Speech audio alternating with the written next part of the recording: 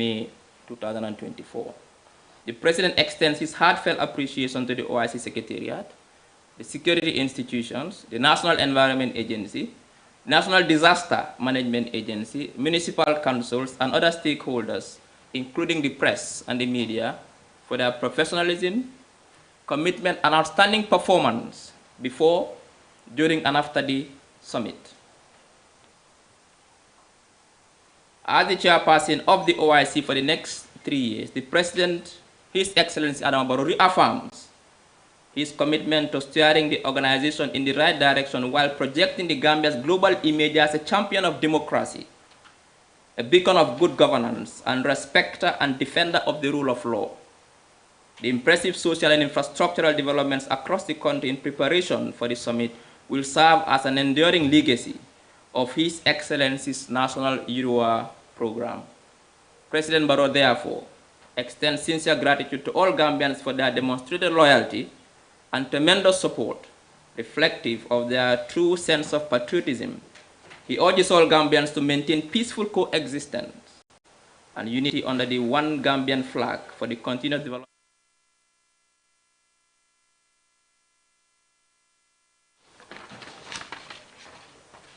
The final update has to do with the President's tour. If you have been following the news recently, the President embarked on a nationwide tour, or 3 perhaps. One is to take stock of Gambia's local industries. We all know that there's a global living crisis, inflation. Inflation is a global problem. Now, the only solution to this is to ensure we build our local industries and rely less on importing the goods and the services we need in this country. The President, in his drive to industrialize this nation, took stock of the industries in this country. He visited agro farms to understand the agro value chain, the onion farms, the potato farms, the water bottling farms, and drinks bottling farms, and other factories and industries in this country, both in rural and urban Gambia, to understand what they are doing, how they are doing, and also how they can work with government to support them to ensure that we ensure food self-sufficiency. During the tour, the President also inaugurated 5 well-equipped, state-of-the-art health centers in rural Gambia, in Kiang, Jali, in Basse, Tumanna, and Mankamankundan, in Jokadu, and in Badibu, Salikenya. These health care centers are to serve rural communities to ensure they have access to quality and dignified health care, particularly for women and children. State-of-the-art, well-equipped, dignified health care centers to serve rural communities. Also in line to promote education, because the President believes that education is the bedrock of development, he also inaugurated some very important classrooms and computer labs in rural Gambia. In Koidu, amongst others, in Tumanna, in Numuel, and other places across the country. The government thanks MRC Holland Foundation for the support and their partnership with government for making this possible. A lot of classrooms were inaugurated in our drive to ensure that education is accessible to every Gambian, no matter where you are born in this country. And this is in line with government's national development plan to ensure that every Gambian has access to quality education, no matter where you are in this country. These are the updates from government, and I thank you all for coming to this very important press conference. I'll hand over to the government spokesperson who will chair the press conference. Thank you.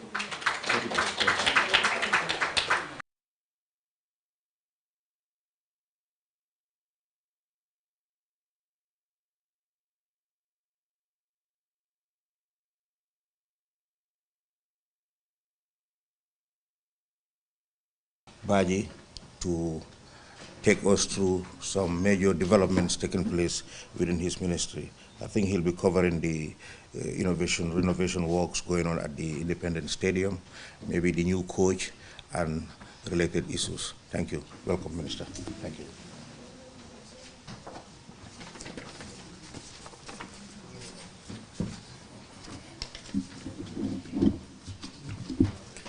Good morning. You didn't have breakfast today, right? Unfortunately, the jailers didn't bring breakfast for the serious and the fullest. But good morning to the Honorable Minister of Information, Honorable Dr. Ismail Sise, and good morning to the government spokesperson and presidential advisor on diaspora, Mr. Ibrahim Sankare, to the permanent secretary of the Ministry of Youth and Sports, Ndaimari Jai, and the executive directors and general managers, the deputy permanent secretary, admin and finance, Mr. Kamara, and all of you that are here from both the Ministry of Information and the Ministry of Youth and Sports. Probably the Ministry of Tourism, the Ministry of Lands, if they're here, and to our friends from the media, the journalists and all the reporters that are present here.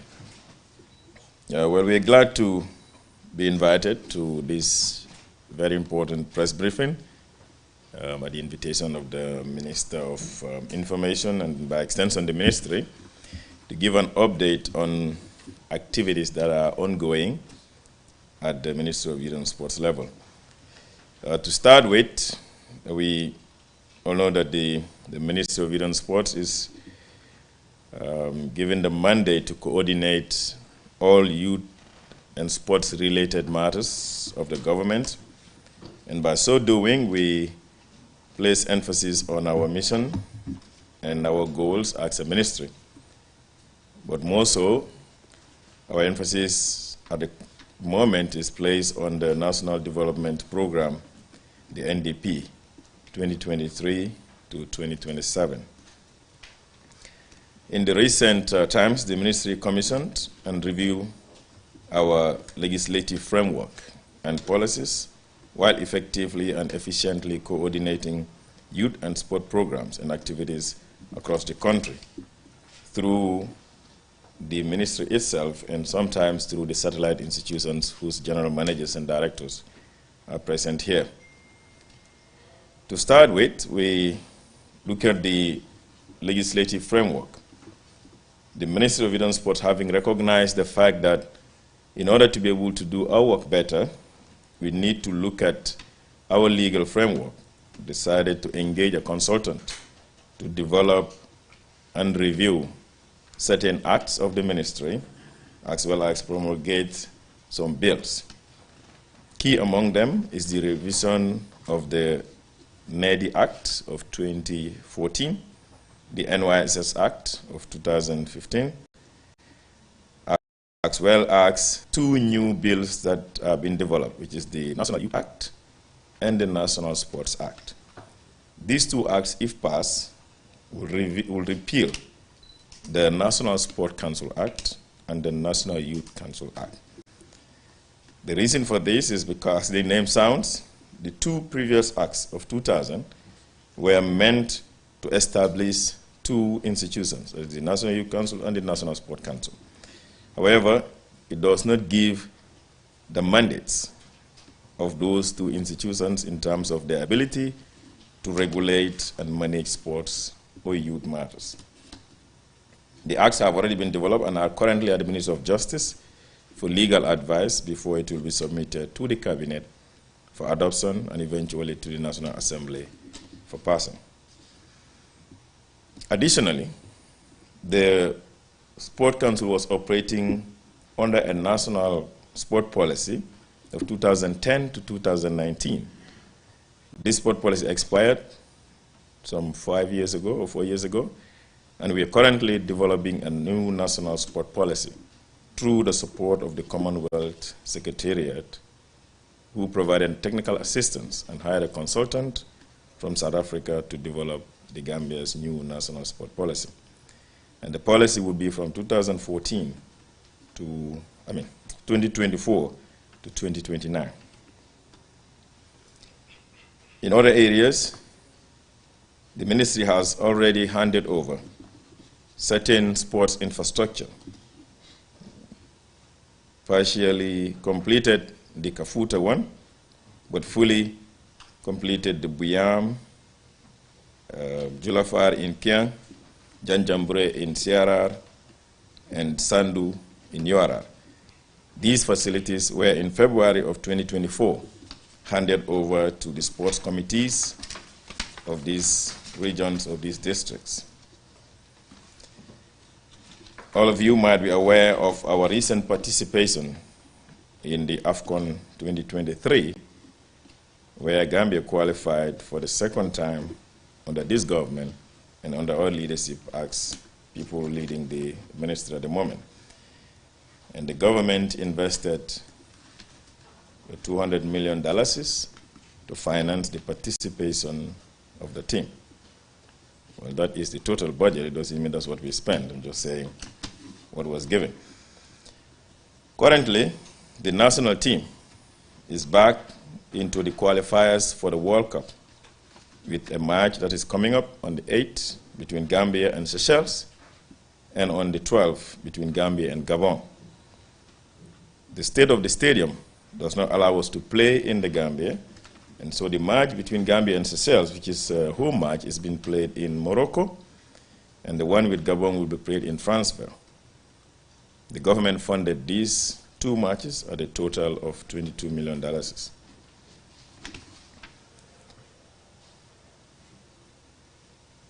Our other projects include the GSI, which is the Agro-forestry training program that the ministry conducts in Chairman, North Bank region, where we, in February, graduated 70 young people, 42 women and 30 men, who were trained on agriculture for a period of 12 months.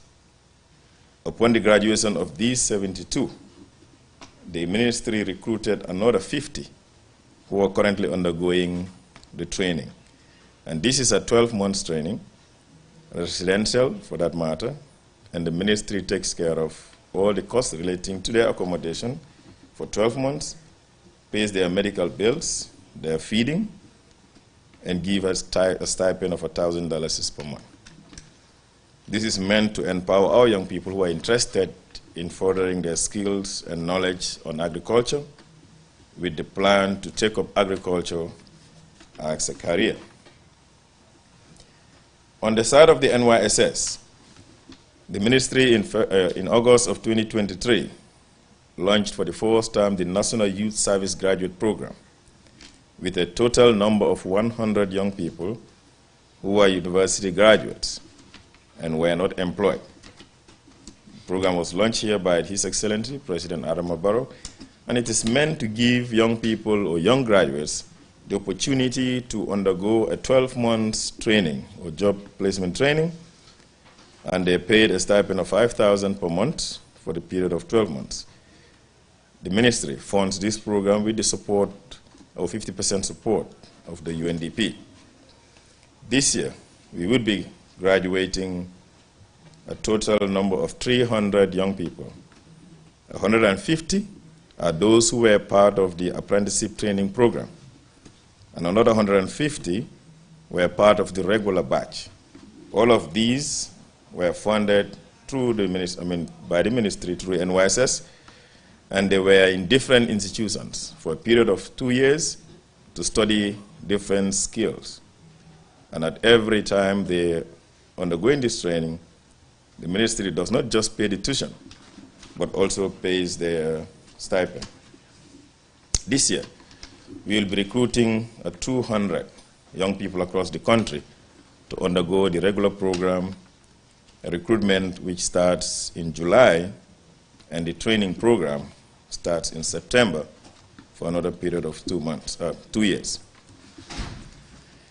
NEDI, which is one of the institutions of the ministry, has been engaging different young people and providing capacity building training. Key among them is those who are returnees, or the illegal migration or irregular migration, like some people call it, to train them on different skills, on entrepreneurship, on bookkeeping, and on business management.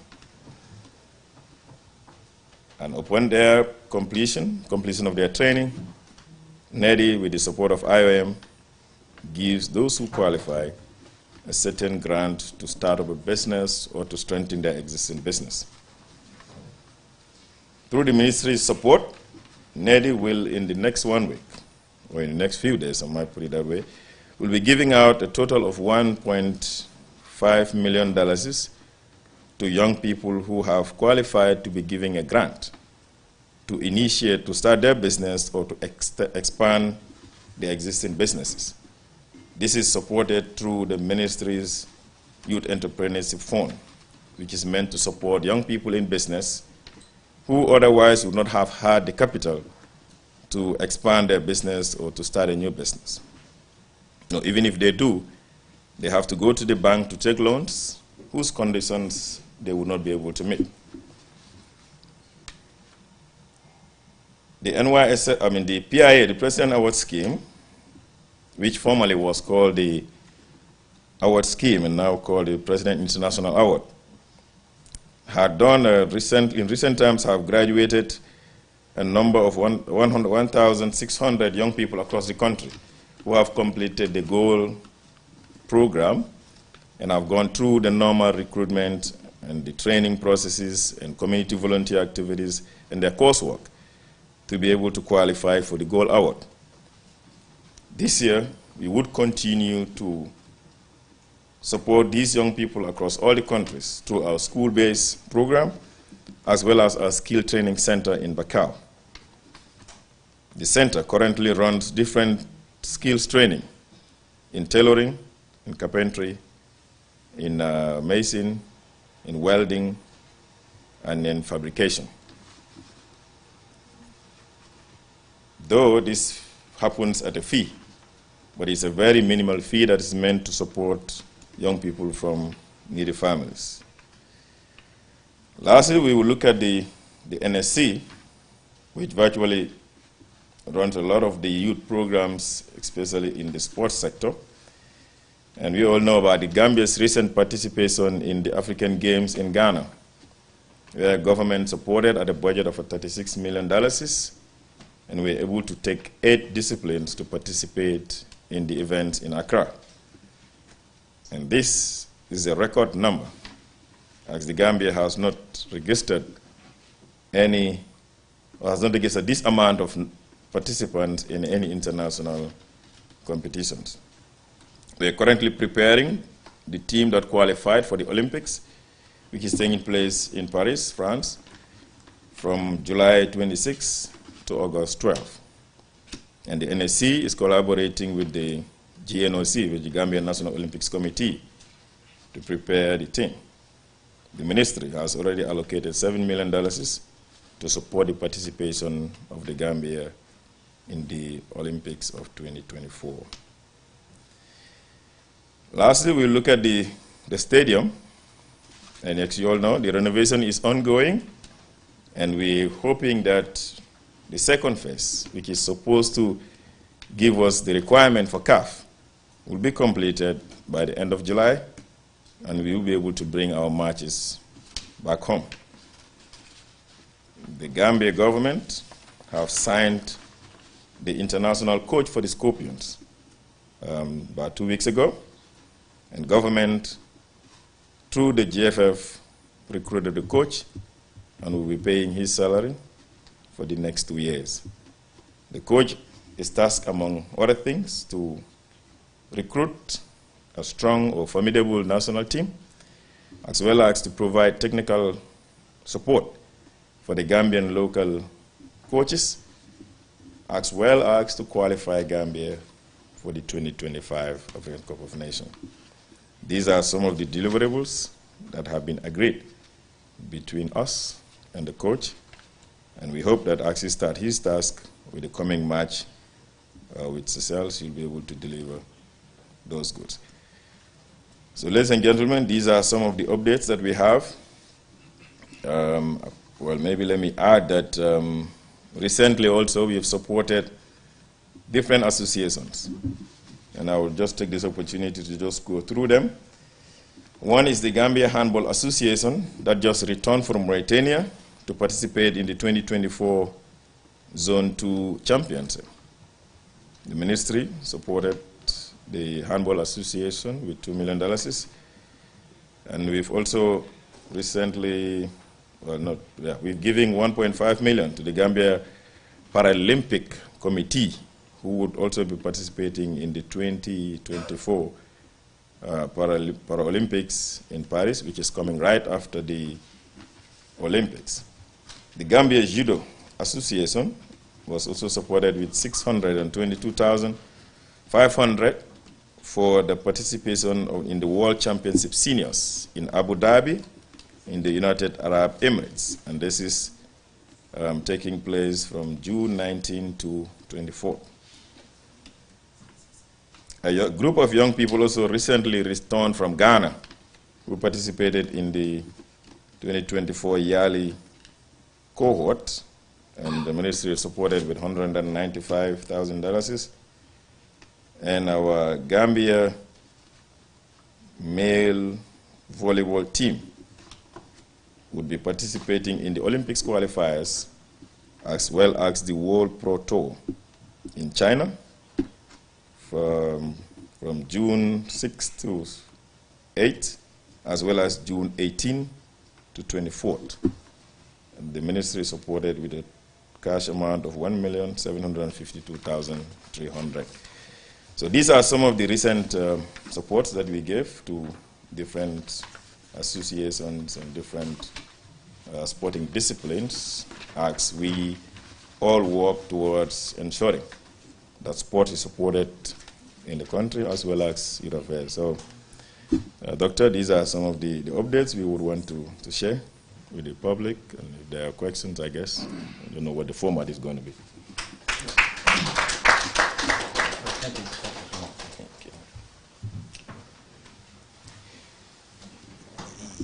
Yeah, thank you very much, Honorable Minister, for those updates.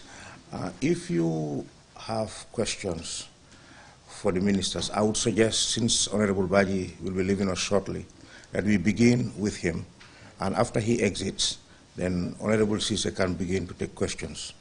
So we will entertain maybe four questions, and then yes, you raise your hand, you identify yourself and the media that you represent, or the medium that you represent, and then you'll be asked to pose a question, and then you give chance to others to also come with their questions. Yes, so, yes, sir. You have something? Yeah, absolutely, yeah, so.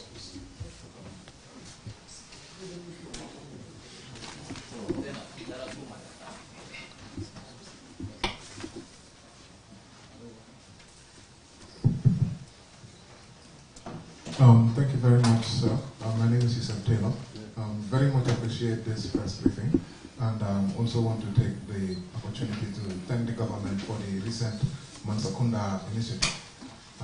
We really appreciate that. So my question is regarding the NEDI initiative, where you highlighted that about over $1 million will be given shortly to businesses. It would be to young businesses. It would be very useful to know how many young businesses are targeted, since you say it's about in a week's time that they might receive this. How many young businesses will this be supporting? And if I could ask another question, sir? One more question? Let him handle that first, and then we see. How many people have questions? Because it's not the time, because he has another appointment, so, yeah. Okay. All right.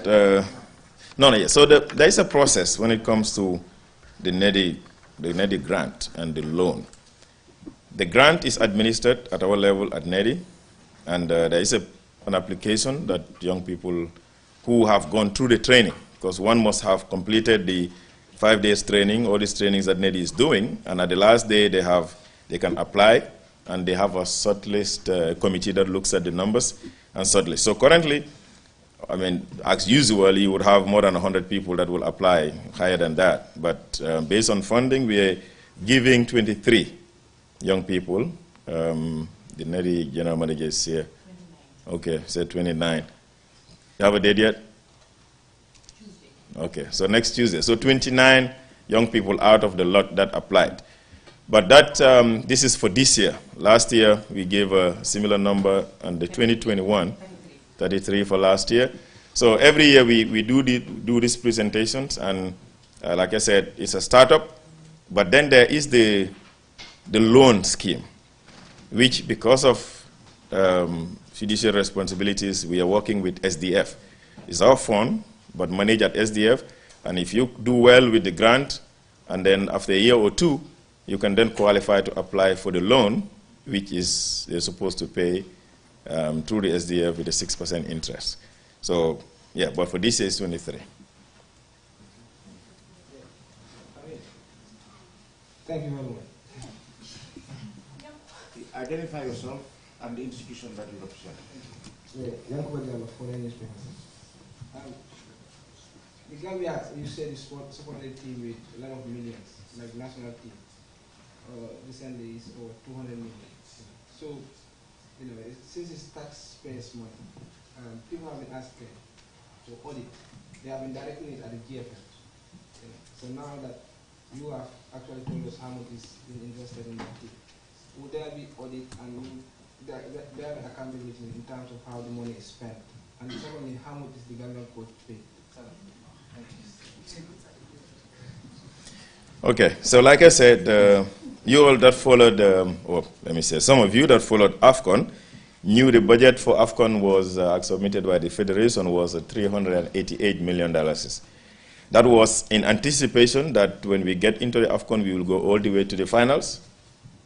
Essentially, we didn't raise that. What we raised is what government gave is the 200 million. We raised a little bit from the private sector. Altogether, there was a total amount of $211 million that was raised. And I said when I made this remark that that doesn't mean that what was spent. What was spent at the end was, and maybe don't quote me on this one because I don't have the exact figure here, but I know it was about 109 million, 110 million. That was what was spent. Now, government regulations, if you give you money, you don't spend it, you return it. And we've done that through finance and reporting. The report will come from the committee, but the audit is something different. Audit don't happen 2-3 months after an event. It takes a period before it happens, and I'm sure when the audit is done, the report will be shared as expected. But on the NCC part, they have got the report, and they would do the press briefing to report on those expenditures. The coach salary. No, the Gambian culture is we don't disclose his salary, right? You don't disclose our salary. Government is paying. The Ministry of Youth and Sports is paying the coach salary. But those are contractual issues, and we are not at liberty to say it here.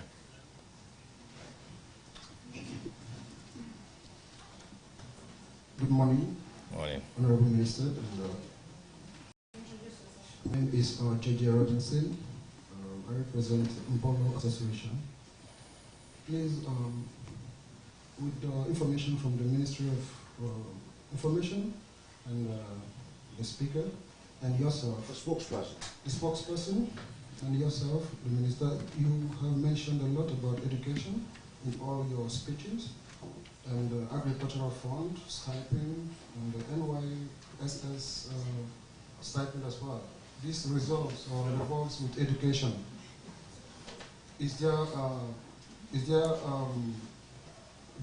way the ministry involves all this through the primary, secondary, and tertiary institutions, so that this lifelong skill for life that you have introduced to this after school graduate or non-graduate, is there a way that we can track them through the nursery, primary, tertiary, and then university until their NYSS period? Thank you.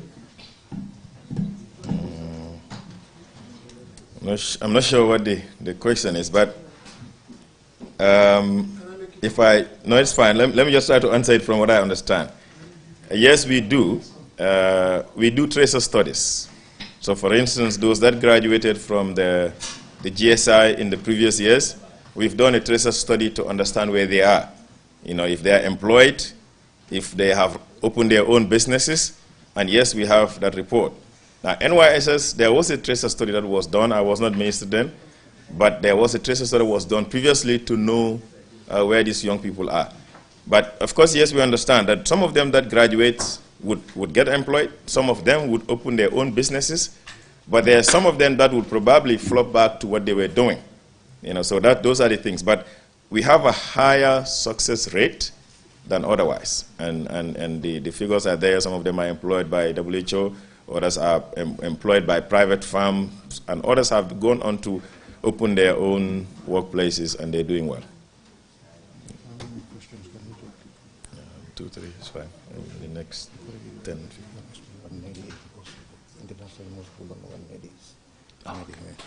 Okay. Any other questions? Follow. Yeah, good morning. My name is Edward Francis Dalia, a reporter of Guyana. Considering the improvement made on the stadium, many of us are focused on the stadium, but forgetting that there are mini stadiums. So I want the minister to update us on the works that have been done on the mini stadiums, because going through the mini stadiums, we can see that they are horrible. So please, can you update us? Which ones? Manyai, Serakunda West, Banju. Okay, it's fine. Yeah, I just wanted you to be clear. Now, let's say this. You see, there is always this misunderstanding about who owns what and who is responsible for what. Everywhere you go in the world, municipal councils are the ones who are responsible for the management of municipal sport infrastructure in general. In fact, they are the ones responsible for the construction of municipal sport infrastructure. A government is responsible for construction of national infrastructure. Now here, and that is now your responsibility to go there and task the leaders, the local leaders, to ask them what are they doing to support sports in the regions or in the municipalities. Because these ones that you just mentioned, they are not under the Ministry of Youth and Sports. These are structures that belong to the councils. And the previous years, previous decades, the municipal council constructed it. Because KMC then, in the early 2000s, constructed Serekunda West, Serekunda East, Manjai, and Bakau. So the upkeep and all of that is not a ministry responsibility. In fact, we have no role whatsoever in the management of those the ones you just mentioned. However, understanding the challenges, that is why government, as a central government, comes to the local level to construct these fields. And that's why we did one in Buyam, we did one in Kafuta, we did one in Janjambure, we did one in Sandu, just to ensure that young people in this region have something that they can use. I think that answers the question. Yes, sorry, in Kiang Manduar. That's why we did one in Kiang Manduar, all right? And currently we are doing one right here in Kiang, at Mboyo Field, which is at Bakote, which is going to be not just a football field, but a standard mini stadium that has a football pitch with grass, it has a pavilion, it has a basketball, volleyball, and handball lawn. And it's going to come with lights and everything that one needs. And that is right here in Bakote. Thank you, Honorable, for that reminder. The Honorable Minister is willing to take 3 more questions. If you don't have first question here, we're going to have him have a follow-up. No other question? Yes, you can have a follow-up. Thank you so much for being very magnanimous today. No, there is a reason why I'm here.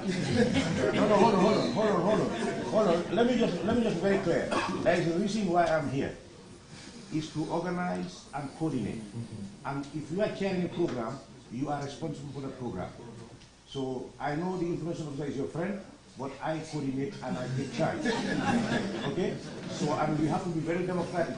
That's what you fight for every day. You cannot ask me questions when your colleagues have a question pending. So you can go ahead. Thank you. That's why I'm thanking you for being very magnanimous. So you said Taylor for Ghana. So my question is regarding the stadium. Yes, we have many questions.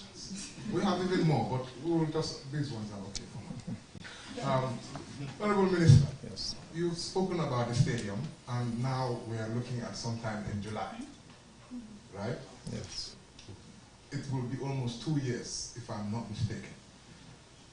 Now, what has caused this delay that is taking so long? It's almost 2 years now. That's the first point. And then secondly, can you reassure us that this time July for sure will be July for sure? Over 100 million was spent at one point. We don't even know how much was spent. Maybe you can throw that in there to tell us how much has been spent in the stadium so far, sir. Thank you very much. No problem. Thank you. Well, okay, let me say this about the timing. When we speak as ministers, we are speaking based on technical information that is given to us, because you all know that we don't get on the ground and do the job. But there is a committee, there's a technical committee responsible for stadium in general, there is a ministry responsible for the supervision of the work, and that is the Ministry of Transport, Works and Infrastructure. The Ministry of Youth and Sport is more and more of a beneficiary because we are not doing the estimates, we are not supervising the work, we are not providing the money. So we are right there in the middle.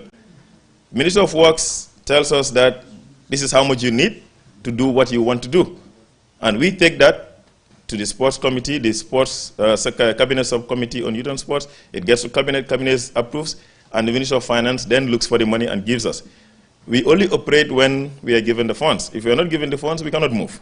So I want that to be clear. Secondly, the timelines. This is what the Minister of Work said, you need 6 months to be able to do the job. The contractors will bid, and they're giving a contract based on that arrangement. However, if you delay your payment, they add the months that you have delayed the payment to the end of the contract. Sometimes also they receive the money, but they order these things, materials from China, from Turkey, shipments and other things get delayed. These are the reasons why contracts get delayed. So whenever I say 6 months, I am speaking based on what is on the paper. But everybody who works in construction in general terms, even I'm sure if you're building your house, the contractor will tell you we can do it in 6 months and they end up doing it in 1 year. So these are the things. But by and large, the delays were primarily based on one, not accessing the funds on time. Secondly, the delays in the shipment by the contractors. And anytime they delay, they let us know, and then they'll have an extension to the contract. There was a gap in the first 6 months and what we're doing now, and that was because the president himself said it when he went to the stadium. These are things that were never budgeted for. And so if you tell government that you need to give 100 million when there was no 100 million in the budget, and you already gone past your budget, it has gone to the National Assembly, approved, and now something comes up that was never anticipated. You have to go around to look for the funds. And this was the reason why the work was delayed. But eventually we were able to start, and now we are assured that all the funds are in, at least for the second phase, and the contractors, and that's why I said, on paper, we expected that the work will finish by the end of August. And we don't anticipate any delay, because as of yesterday, they were within schedule. End of August or July? Sorry, end of July. Yes, end of July. Now, total amount. The first job, the first phase, was about $153 million. And the second part, so total we spent, or about, will be spending $283 million for the renovation of both the first phase and the second phase. And let me add that there is supposed to be a third phase, which is supposed to be the tracks and the floodlights. And those are taken out from the job because the cost estimate we receive is too huge and we cannot carry all of this at the same time. Yeah. Okay, so I was advised by the government spokesperson and advisor to President about the NEDI, that it would be important to say what NEDI means. It's National Enterprise Development Initiative. And sometimes somebody would ask, is NEDI part of the ministry? Yes, it is an institution under the ministry, just like how we have the award scheme, or PIA, NYSS, NYC, and NSC. And of course, Stadium. Yes. That's it. So please, I'm sorry. You have a follow-up? Follow-up of my question. Okay. On the education about... You have a question? Yes, no, I was just going to check. I'm sure everyone can hear my voice.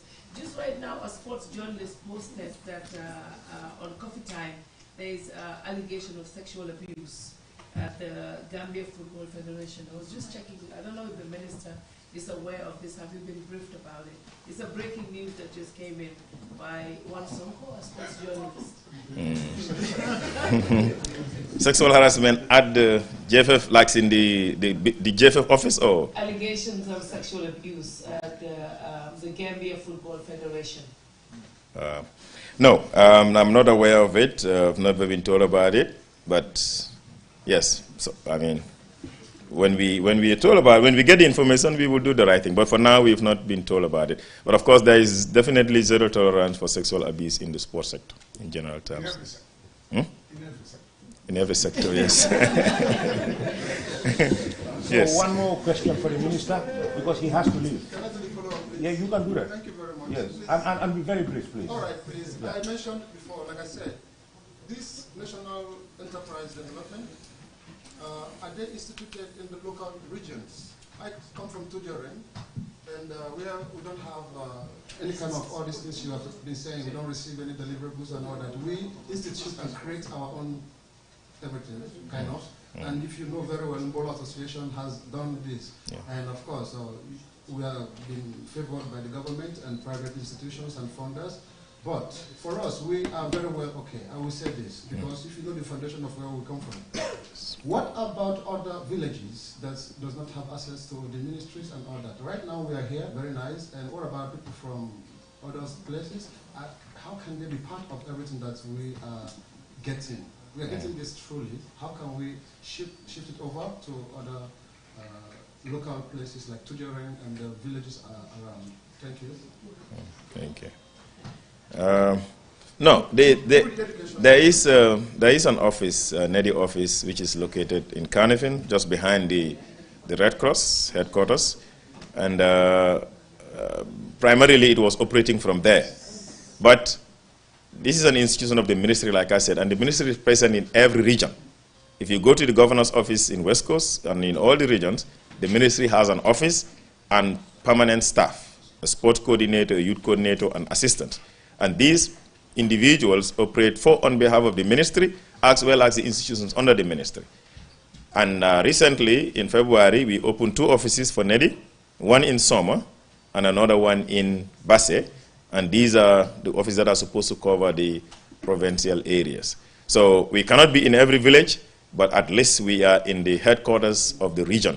Like, for instance, in West Coast, we are in Brikama, and you can always access our services through the governor's office. Yes, and also there is district youth committees. So the committees are for sport and for youth. And if you cannot get to Brikama, for instance, you can get in touch with the chairperson of the youth committee or the chairperson of the sport committee of your district, and they can be able to link you with this institute. And of course, when we do trainings, these young people come from all over the country.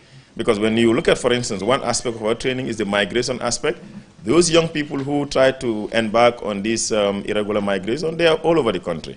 And when we train them, we are not looking at where they come. Of course, we will always consider gender and the regional dimension, but the village is not the issue. And they come all over the place. And then also when they apply for the loan, there is that consideration.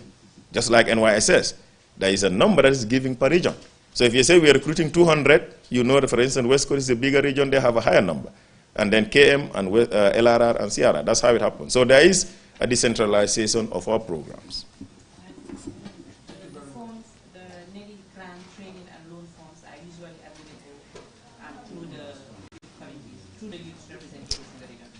All right. Okay. So you hear that. Thank you very much. All right. Okay. I guess that will be the last thing. I wish I can stay with you, but I have a meeting at 1 o'clock. So thank you so much, guys. No. Yeah.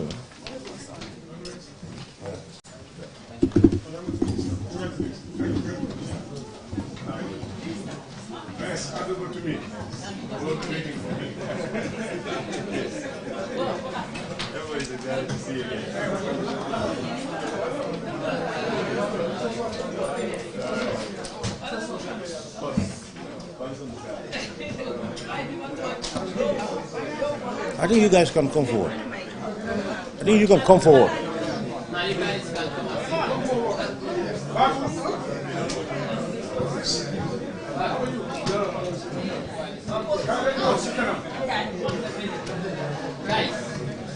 Come forward. Those who have moved, trying to receive. It will be a long one. Be seated, please.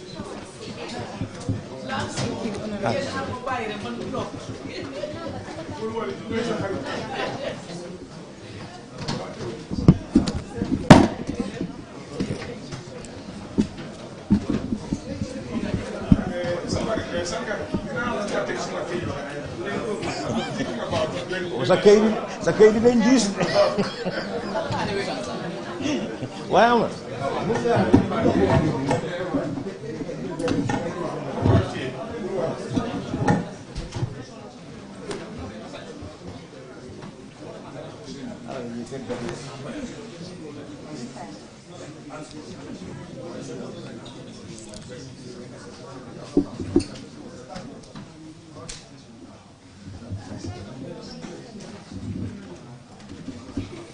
Hey, lady, your phone has...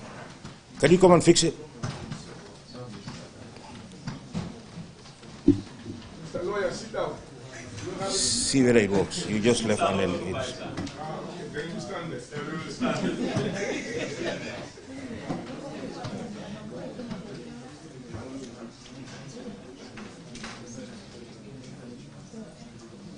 What the fuck? Well, I'm going to go out. Honorable Information Minister, the coach said he has a question and send it to Coach Masami.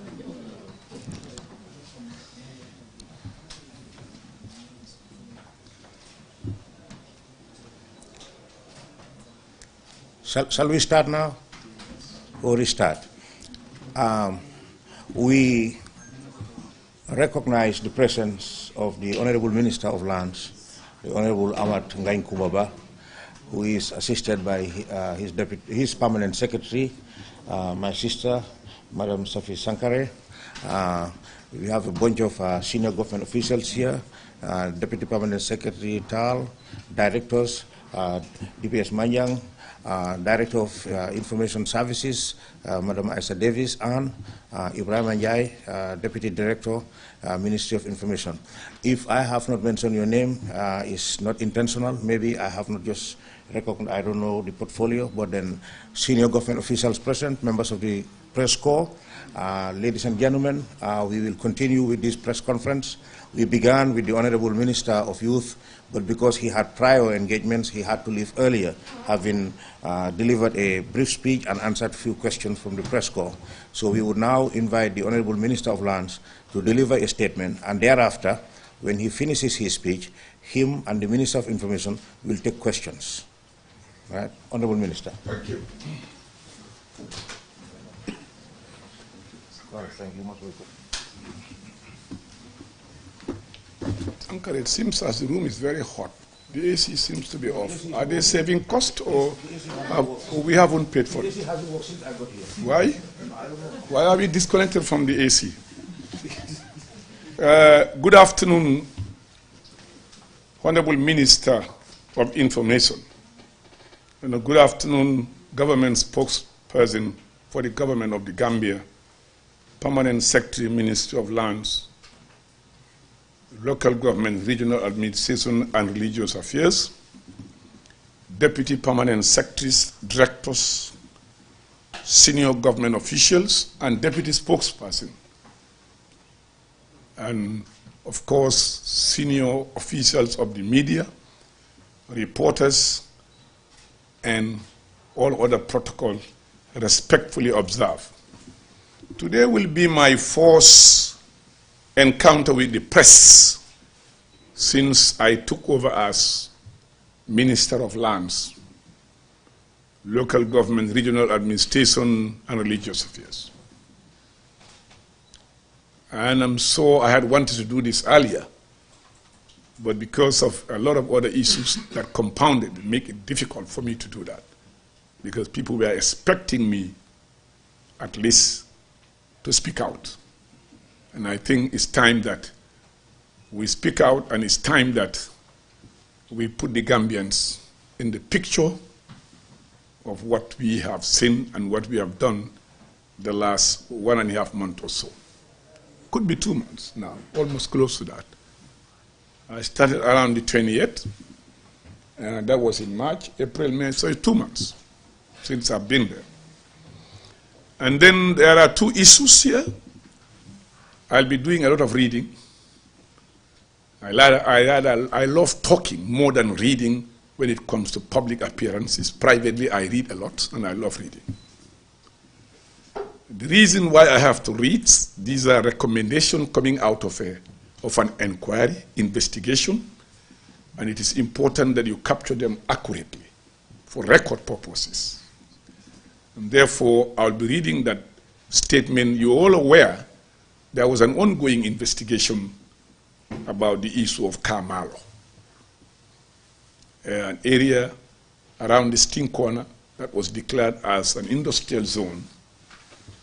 And there was a lot of outcry of wrongdoings that led to the president taking a decision in the supreme interest of the Gambian people to get to the bottom of what transpired and what happened at that particular site. Serving public interest, you're always dictated by public concern.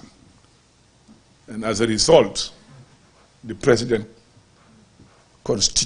directed that a committee be constituted to investigate and report back so that we can take decisions in the future to avoid that happening. And those decisions I am going to communicate to you as soon as I finish reading this statement. Now, the public raised concerns about Barton Haldane too, regarding the allocations around that end. And we will also tell you what the ministry is doing and intend to do collectively together in order to close the gaps and avoid some of the wrongdoings and the mistakes and some of the practices of the past. And this, I will just set the background for you to understand where we're coming from and where we hope to be together as a country. The Gambia is among the 5th most densely populated countries in Africa. Most of those countries, with the exception of maybe Mauritius, few of them have gone into conflict of land and problems, civil war, and the rest of it. And you must take into account too, the Gambia, in 30 years from now, this population would have doubled up. And again, we must understand land does not expand, it contracts. Once you give it away, it's gone. It never comes back. And again, you must also understand that it's one of the most important commodity or asset for any country anywhere in the world. And that all the countries that have taken off on development have instituted strong land policy, strong, transparent land policies, including the United States. All the countries that have moved on quick development have managed their land well. So we are at a crucial state now as a country. We either do it now, hard facts, move with vigor, decisiveness, courage, get it done for our children and our grandchildren, or we fail woefully and subject our country to chaos. Today, the United Nations, the World Bank, the UN, rather, ECOWAS, AU, all these countries, their prediction on Gambia's next crisis will be on land. Our next crisis will not be politics if we don't manage our land. The fight would start and our country will be in trouble if we don't manage our land. Because the way it is being used, the way it is being managed, we all agree, the whole world, not only us, that it is not properly managed, not properly utilized. Therefore, we must take the bitter pill. It's not going to be an easy job. It's not going to be an easy task to address it. It will be a hard one. And I remembered Obasanjo telling me in 2000, we were in the villa having dinner. He said, Honorable Ba, when he was forming the AFCC, the Economic and Financial Crime Commission, he said, when you fight corruption, corruption fights you back. When you are fighting it, graft, they fight you back. So when you are involved in that fight, you must be determined. Don't look back. Make sure you look forward. And he was managing the biggest country in Africa with the biggest economy. That's why when we started the fight at the Ministry of Tourism, it wasn't easy. They even have to sponsor people to write a petition to the National Assembly. Some of them calling me now, we want to come and tell you why we wrote a petition, who told us to write, but I say I'm not interested.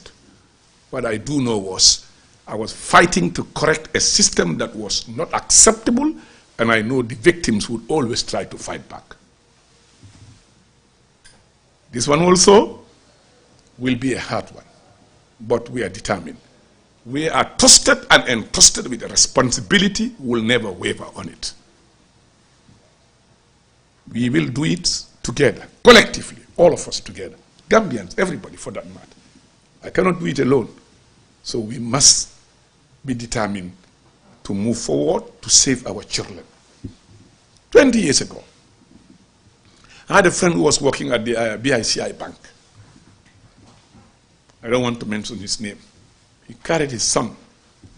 They were going through Abuko. Small boy of at least 4 years, down about 5 years. The boy asked him, "Daddy, by the time we grow, people will not finish this land. Don't you think you will finish our land? Where do you expect us to live?" Small boy, huh? The next day I was chatting with this banker. He told me this story. This is, 20 years ago. That boy, he is now grown up. Just to tell you, if children of that age at that time can think about what to do, how to live with the land, the way land is managed, I saw no reason why we should not wake up and make sure that we take ownership of what belongs to us. Than having few people with a clique, with power, with money, owning every bit of our land. And that's what necessitated the following that I'm coming to tell you. That's why the investigation, the recommendation, I will implement them 100%. Number two, I'll give you an update of exactly what we plan to do, so that everybody, every Gambian would know what's happening. This report cannot become under the carpet. It cannot be kept under the carpet. No, never. The public was informed, there is an inquiry. When it is completed, the public need to know what's the outcome of that inquiry, right or wrong. It's our interest to make sure that, and our responsibility to inform the public the outcome of that investigation. You will allow me time to read it. Don't ask me a copy. Record what I'm saying, so that when you go, you can transcribe it, because we don't come with enough copies today. But subsequently, we can provide you copies as soon as we get to the office. You know that we're extremely busy. We're extremely busy. We are going through a lot of transformation. The issue of governors, a lot of things that we are transforming. So we cannot even have a space to have a tea, much more lunch at office. And we work very late. So it's not been an easy task.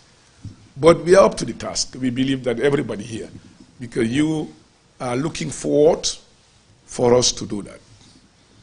There is this very prominent journalist in this country I was talking to a few days ago. I said, I'm losing a lot of friends because of my position and decision on things that I'm doing. He said, don't mind them. They are the bad friends. The good friends will stick to you. Do your job. I said, is it so? He said, yes. I went to bed. I thought of what this guy told me. I said, he is absolutely right. I will lose friends, but I think these are the bad friends who do not want to see you do the right thing. So it doesn't matter. So if anybody is affected, so be it. I mean, that's what our country needs. And let me tell you that. There are thousands of Ahmad Bas who can do more than what I'm doing. And they are ready to do it. Ahmad Bas goes, somebody will come and do a better. And there is no going back on what we have said ourselves for now in the issue of land management and land usage in this country. There is no going back to it. Nobody. Nobody can change it. Because that's the supreme will of the Gambian people. I just gave you that background so that you will know exactly where we are heading to and what we are doing. And I'm willing to answer questions as much as possible.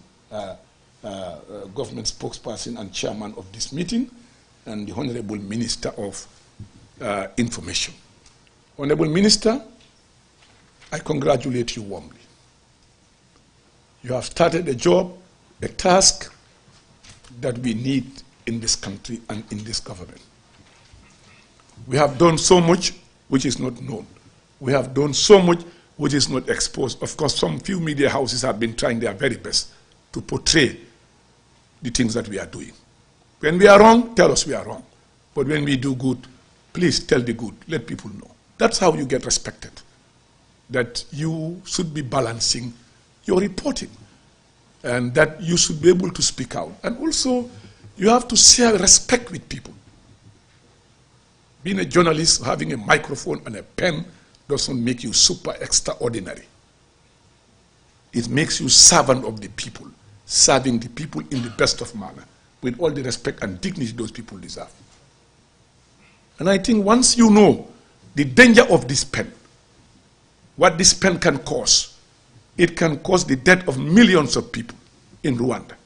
Once you know that microphone, you're using how much it can destroy a society and a country, you should be able to always put at the back of my mind that you have a civic responsibility and a national duty to do right to every manner of people during the course of your work. And I pray that this country will develop a strong media that will certainly live to the expectation of the Gambian people. Let me give you a short story with my encounter, my great friend, late Deda Haider. He was my good friend. Everybody knows Deda was my friend. But we are friends that speak the truth to each other, as I always do with my friends. When they started the Gambia Press Union, they were looking for money for IFIS, from IFIS and other things. I don't need to tell you what I've done with that in Washington. That's history. It was my role. I played my part.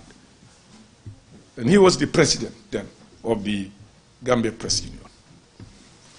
We sat at his office chatting. I offended Deda so badly. For 1 week, he was putting me on every editorial, hitting me. But when he writes the editorial, when I read it, I call and laugh. Because that's a professional. And he was hitting me professionally. I mean, and we chat in the evening. After hitting me, we chat in the evening. You know what I told him? I said, Deda, some of your journalists are not journalists, they are joined the list. They need to go and learn how to do journalism. I think Deda felt that I've given him the biggest insult in life. So we later on came to understand the issue. He was angry, but later on I think he realized that training is very important in this sector.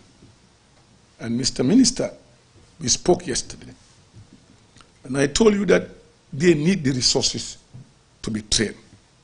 The media houses don't have money in the Gambia. They are poorly paid. People in the Gambia here don't pay for advertisement. And let me tell you the unfortunate thing in this country, which President Barrow never wanted. And I'll tell you today, you cannot own a television, you cannot own a huge GSM company, and you own a TV and own a radio. How will the media get money? How will the media get money to pay for advertisement? I'm just telling you. I'm just telling you what obtained in other countries. And then you own a radio station too. And you are the one supposed to be paying the millions to the media houses for them to build capacity, grow, and make money. Cabinet took the decision not to issue license to the GSM companies. Let them be, so that the advertisement industry will grow and make money, the media will make money. I'll tell you a story today, and I think you can quote me for it. Cabinet took the decision. Then D.A. Jao was minister as a journalist, senior journalist. He was a minister. He's listening to me. When we came back to cabinet, I asked the question. He said, we have already issued license, even though we have asked them not to issue license. Today you are victims of that decision. you are victims of that decision, these media houses, because will QCell come to pay for advertisement to you? No, they have a TV. They have a radio. AfriCell have a radio. Everybody will start. Where will you get money? And DA is from your own industry. Let him listen to me. I'm saying this. He's hearing me. Barrow, his government have said, don't give license to GSM companies, because then the elite media industry would not make money that they are supposed to make. Let him respond. He is listening to me. He's our biggest critics. But I'll tell him that he did not help. He did not do much to help the media to make money. And you need this money to train your people. You need this money to upgrade your facilities. You need this money to do a better job. Let him respond. I'm saying this clearly. I was in cabinet sitting down there. Yes. So I told the minister it is important that really government to get resources to help the media houses to train their personnel. Because that training component will make a difference in the quality and how our media operates in this country. Other countries have done it. And why can't we do it here in the Gambia? Work with the Gambia Press Union, work with media houses, how we can generate revenue, how we can support them to train their people to become more professionals, so that the service delivery will be important. So on that note, I stand to support you at every level in making sure that we do that. And that's why the president directed me a few weeks ago to make sure that the media houses, some of them, are giving land because they are paying too much of rent from where they are operating. And I've already directed a unit within the Ministry of Lands to handle that process, to make sure that we provide land for these media houses to reduce their cost of rent annually. And I am going to implement that request the president forwarded to me. I will do it, inshallah. Now let me start. The preamble, just for a minute. Listen to me, please. Put your tape recorder on. In the third quarter of 2023, a multi-sectoral task force was formed to review the allocation of demarcated plots of land at Kamalo Industrial Layout. The task force was to conduct a comprehensive review exercise to thoroughly examine the allocation processes. This process was triggered by the public outcry that multiple and inappropriate allocations were made. This led to the creation of the multiple stakeholder review. The multi-sectorial task force comprised of the following institutions: Ministry of Lands, Regional Government and Religious Affairs, Ministry of Trade and Industry and Employment, Ministry of Justice, National Audit Office, Gambia Police Force, Gambia Investment and Export Promotion Agency, State Intelligence Services, National Physical Planning Board. These were the people involved in the investigation of what we call the public outcry of the manner in which plots were given at Kamalo Layout. Background. During the assignment, the task force had to review the relevant laws, policies, and regulations governing land administration and management in the Gambia. These laws and policies played a vital role in regulating land allocation, development, environmental conservation, and sustainable growth. The task force also conducted a series of interviews with allottees and made several visits to the demarcated Kamalo Industrial Layout for proper verification. During the review, the task force was made aware of the existence of a development plan alongside a sketch plan to be emanated from the development plan detailing the layout design. The sketch plan was made of two phases: Kamalo Industrial Layout Proper, Kamalo Industrial Layout Extension. Preparation and design. It was revealed that the growing demand for industrial land had led to the Director of Physical Planning to inform the Honorable Minister of the availability of land at Kamalo suitable for industrial layout. However, there was no documentary evidence provided by the physical planning. Nonetheless, the proposal was endorsed on a planning authority meeting of Banjul and Kombo St. Mary's Planning Authority. Demarcation and allocation. Based on the sketch plan that was derived from the development plan, the task force noted that 40 plots were demarcated in Kamalo proper, that's the first phase, and 28 plots in Kamalo extension, equaling to a total of 68 plots in both the proper and extension.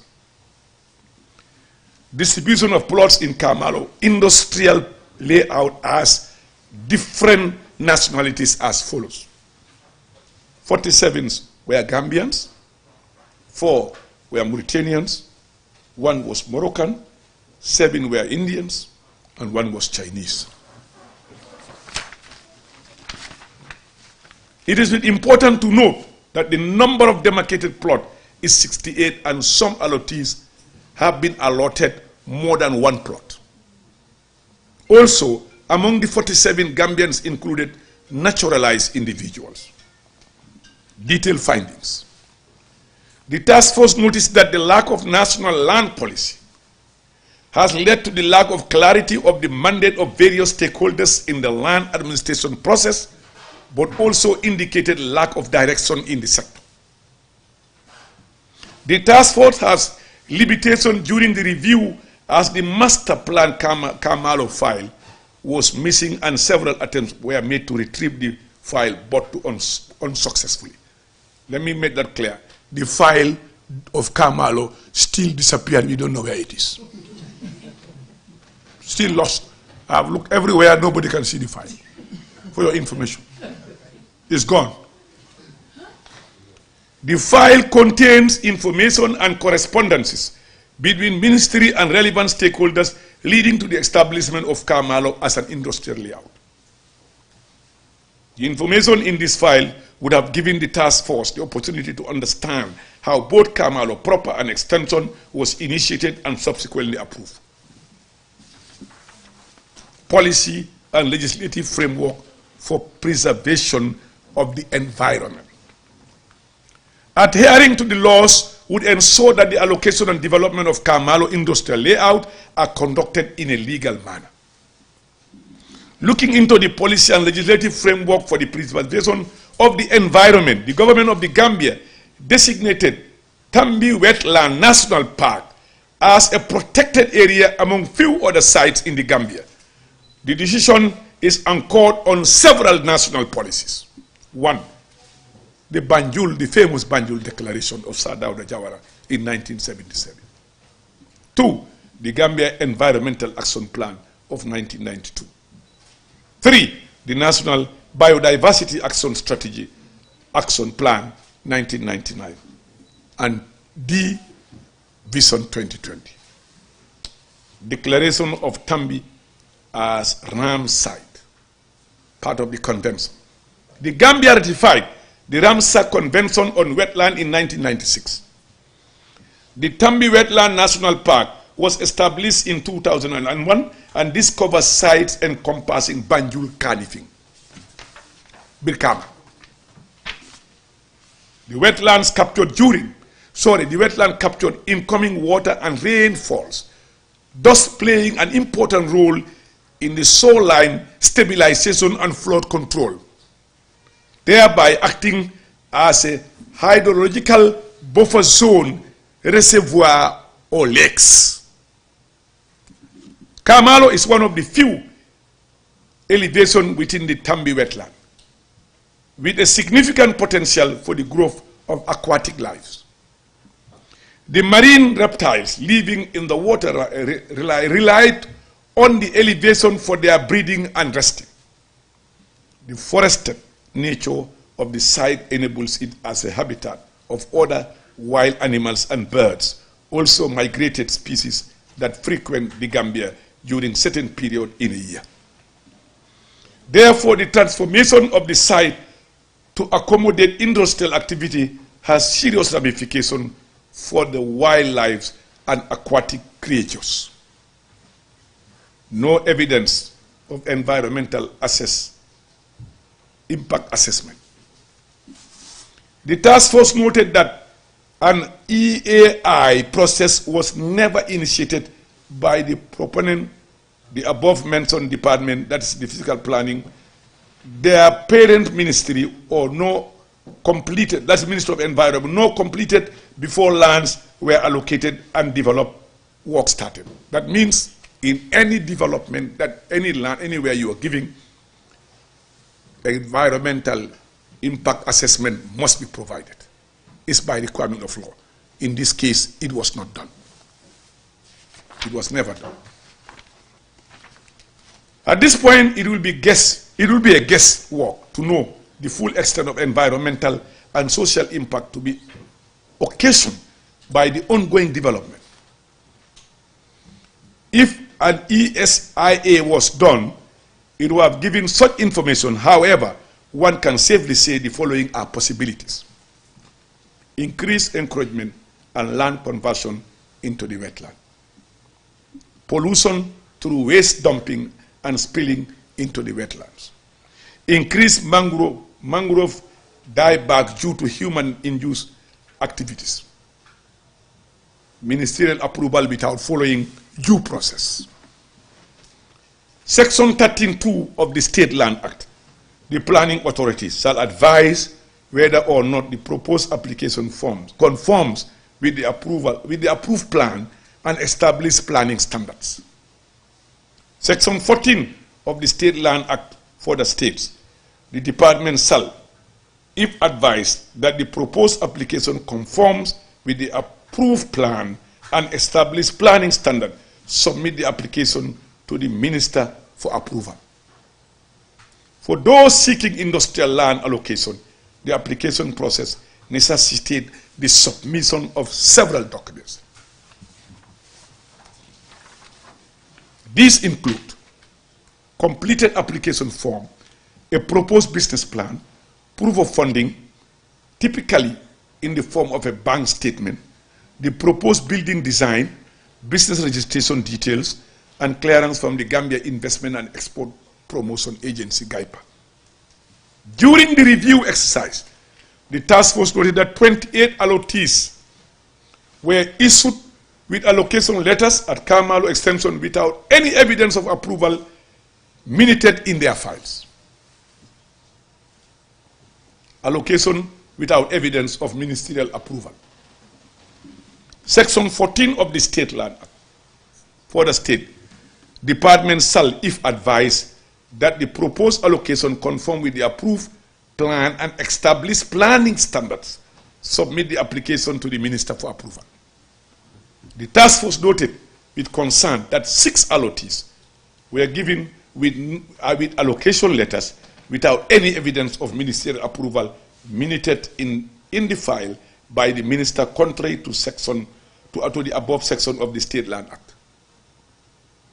We noted that these business entities were allocated in some instances more than one plot. Allocation to ineligible applicants. During the review, it was noted that some allottees were allocated plot of land at Carmelo proper with no evidence of business registration certificate. Also, no evidence of application fee of 50,000 paid, contrary to the dictates of the Act. Allocation of more than one plot to an allottee. It was noted that more than one plot was allocated to certain companies. However, the justification for allocating more than one plot was not provided for review. For example, there was an instance where applicants whose proposed for applying was for a warehouse were given 2 plots, while those who plan to do production were given only one plot, casting doubt about the criteria used to determine these allocations. Summary of allocation abnormalities. In summary, the task force discovered a lot of abnormalities in the allocation process of Kamalo industrial layout, and these are as follows. Ministers' approval without following. Minister approving without following due process. Allocation without evidence of minister's approval. Allocation to ineligible applicants. Allocation of more than one plot to an allottee. Unpresented application files. Missing documents from applicant's file. The lack of evidence of the environmental impact assessment plan. Recommendation now. We come to the recommendation after all this, what the committee have recommended. It says, the Ministry of Land, Regional Government, Religious Affairs should ensure that the strategic documents such as the National Land Policy is developed, implemented, and monitored. The document should clearly outline the country's agenda pertaining to land and the roles and responsibility of the authorities involved in land administration. I'll come to that on the second part of my reading. Number 2 recommendation. The ministry should endeavor to have a proper filing system in place, and efforts should be made to ensure that the missing Kamalo file is produced, where we will get more evidence of some of the wrongdoings and concerns of the investigatory committee. We are looking for the file. I don't know whether it has been turned to ash or is still alive somewhere. We'll try to get it. 3, the decision to make Kamalo an industrial layout should be reconsidered, as it poses serious adverse environmental challenges, as most of the investors have projected to build heavy industries on the site. 4, the above can, however, be validated through a comprehensive environment audit in accordance with Regulation 30 of the cited EAI regulation. It is advisable for the NEA to perform comprehensive general and specific environmental impact assessment at the Kamalo site to determine any existing or potential damage. This assessment will serve as crucial information for making informed decisions on a broad scale. 5, the task force recommends that the entire allocation at Kamalo extension be revoked simply because all the 28 allocations did not follow due process. In accordance, there is no development on the site. 6, there was no evidence provided to the committee that environmental impact assessment was conducted either by the ministry or the allottees before allocation was done. Therefore, the opportunities associated with such an important assessment was lost due to the ministry's failure for not complying with its relevant laws. 7, the task force recommended that those allocations without evidence of ministerial approval be revoked. The Department of Land Survey, under the leadership of the former Director of Lands, did not follow the due process by allocating without any evidence of ministerial approval in files. 8, in the absence of a business registration certificate and receipt of payment application fee, the said allottees should not have been considered for allocation. As consequence, the committee recommends that their allocation should be revoked based on the following, or the foregoing. It is evident that the Department of Lands and Survey, under the leadership of former director, did not properly scrutinize the submission of the applicants before allocation. Number 9, the task force recommends establishing clear criteria policy for allocating multiple plots to an individual in the future. This criteria will serve as a transparent and accountable yardstick to determine qualification and enhance the allocation process to be fair and just. In the absence of a clear criteria, they should forfeit the other plots to the state. Number 10, the task force recommends establishing clear criteria policy for allocating multiple plots to individuals in future.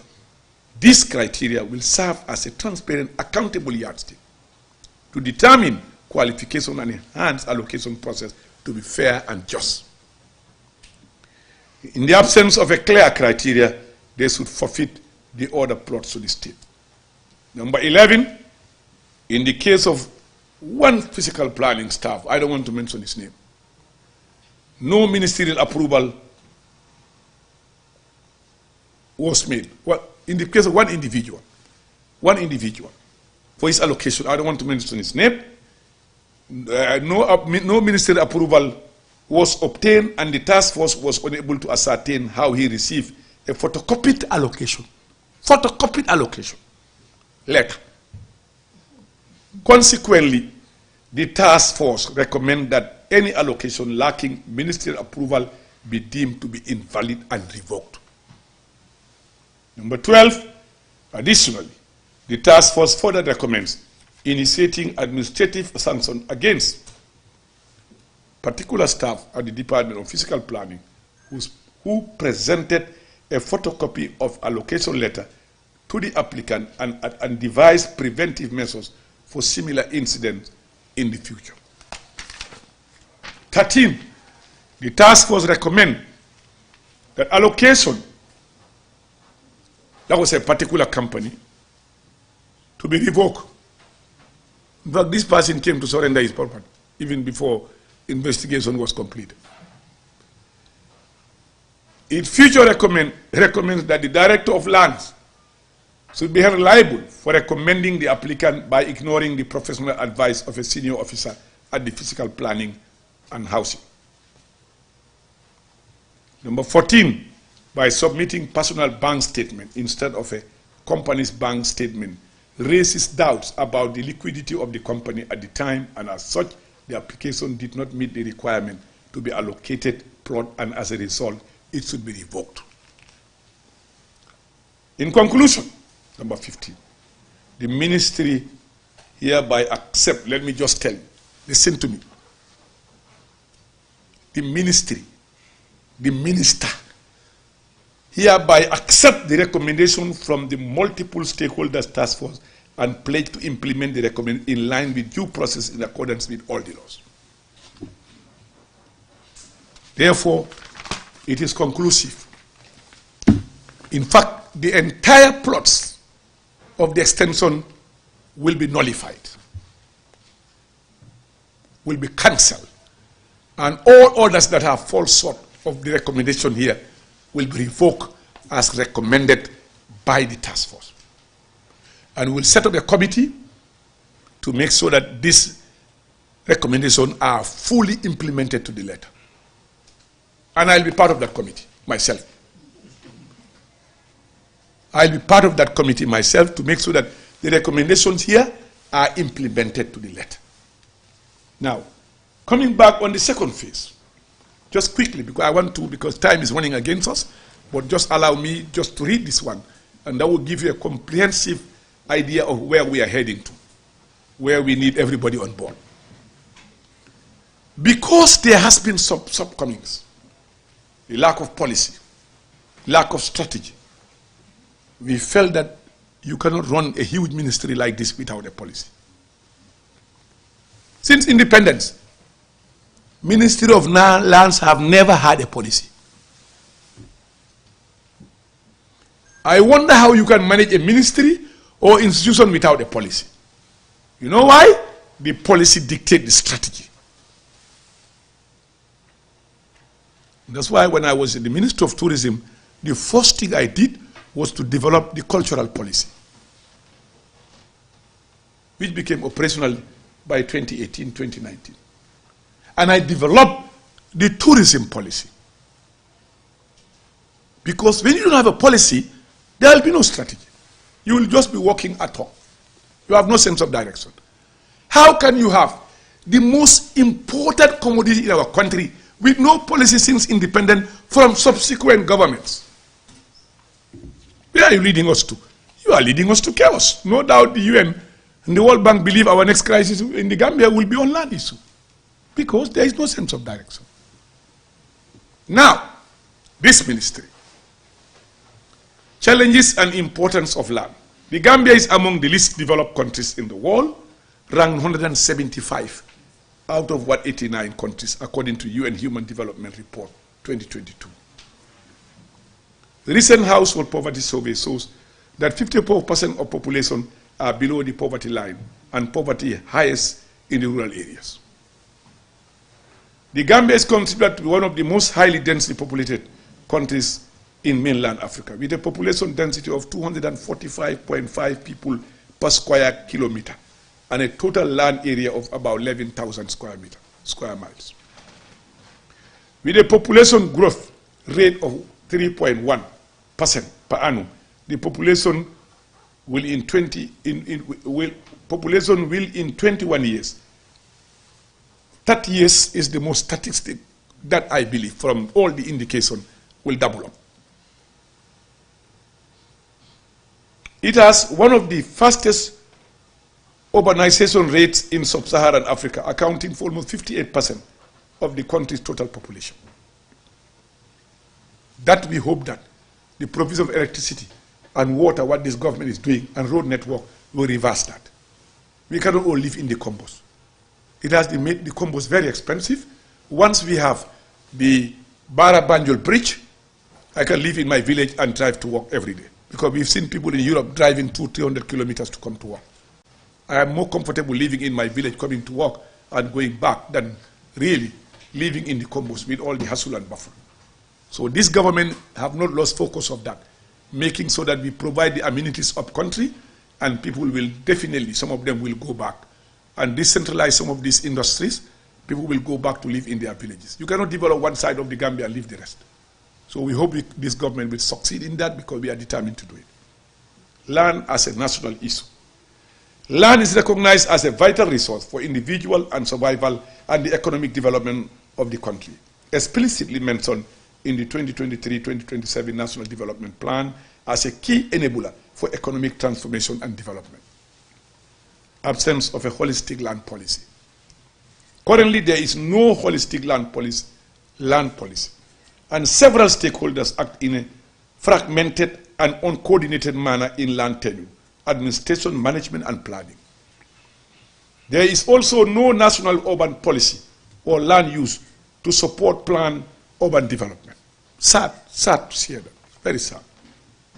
Dual land tenure system. The Gambia operates a dual land tenure system, including customary and formal tenure system. Customary tenure is predominantly in rural areas, where formal tenure governed by statutory laws is more common in urban areas. The absence of robust land policy framework undermines effective land resource and management and governance. Challenges in land management and governance.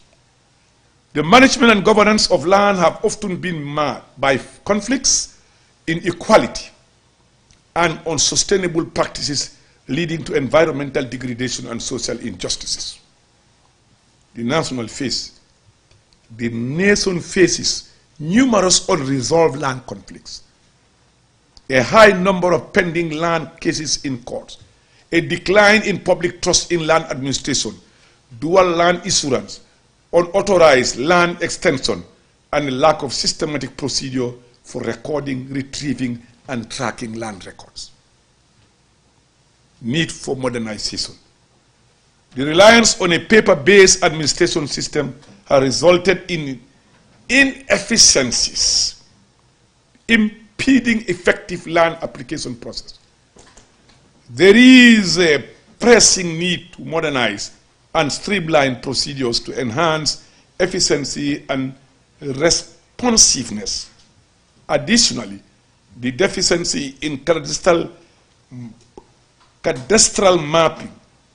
mapping further compounds challenges, as accurate and updated cadastral maps are essential for delineating property boundaries, facilitating land transaction, and ensuring equitable land distribution.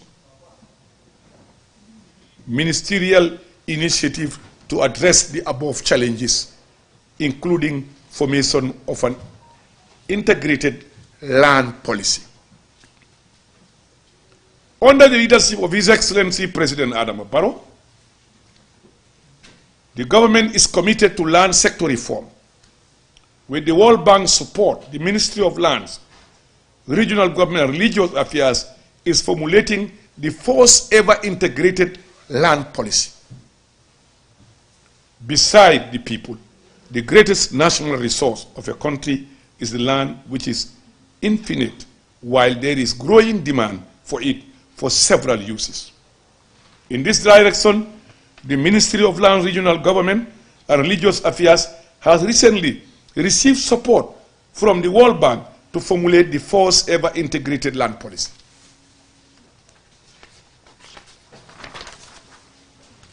The policy formulation has begun, and currently 2 consultants, national and international, are already employed to support the process with the ministry and other national stakeholders.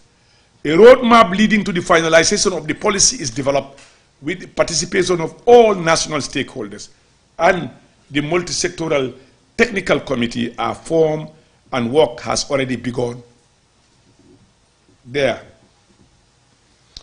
The 4 thematic working groups have commenced producing their inputs as per given guidelines. The formulation process will be guided by an intensive participatory process involving all stakeholders, leaving nobody behind, bearing in mind that the diversity of the land sectors.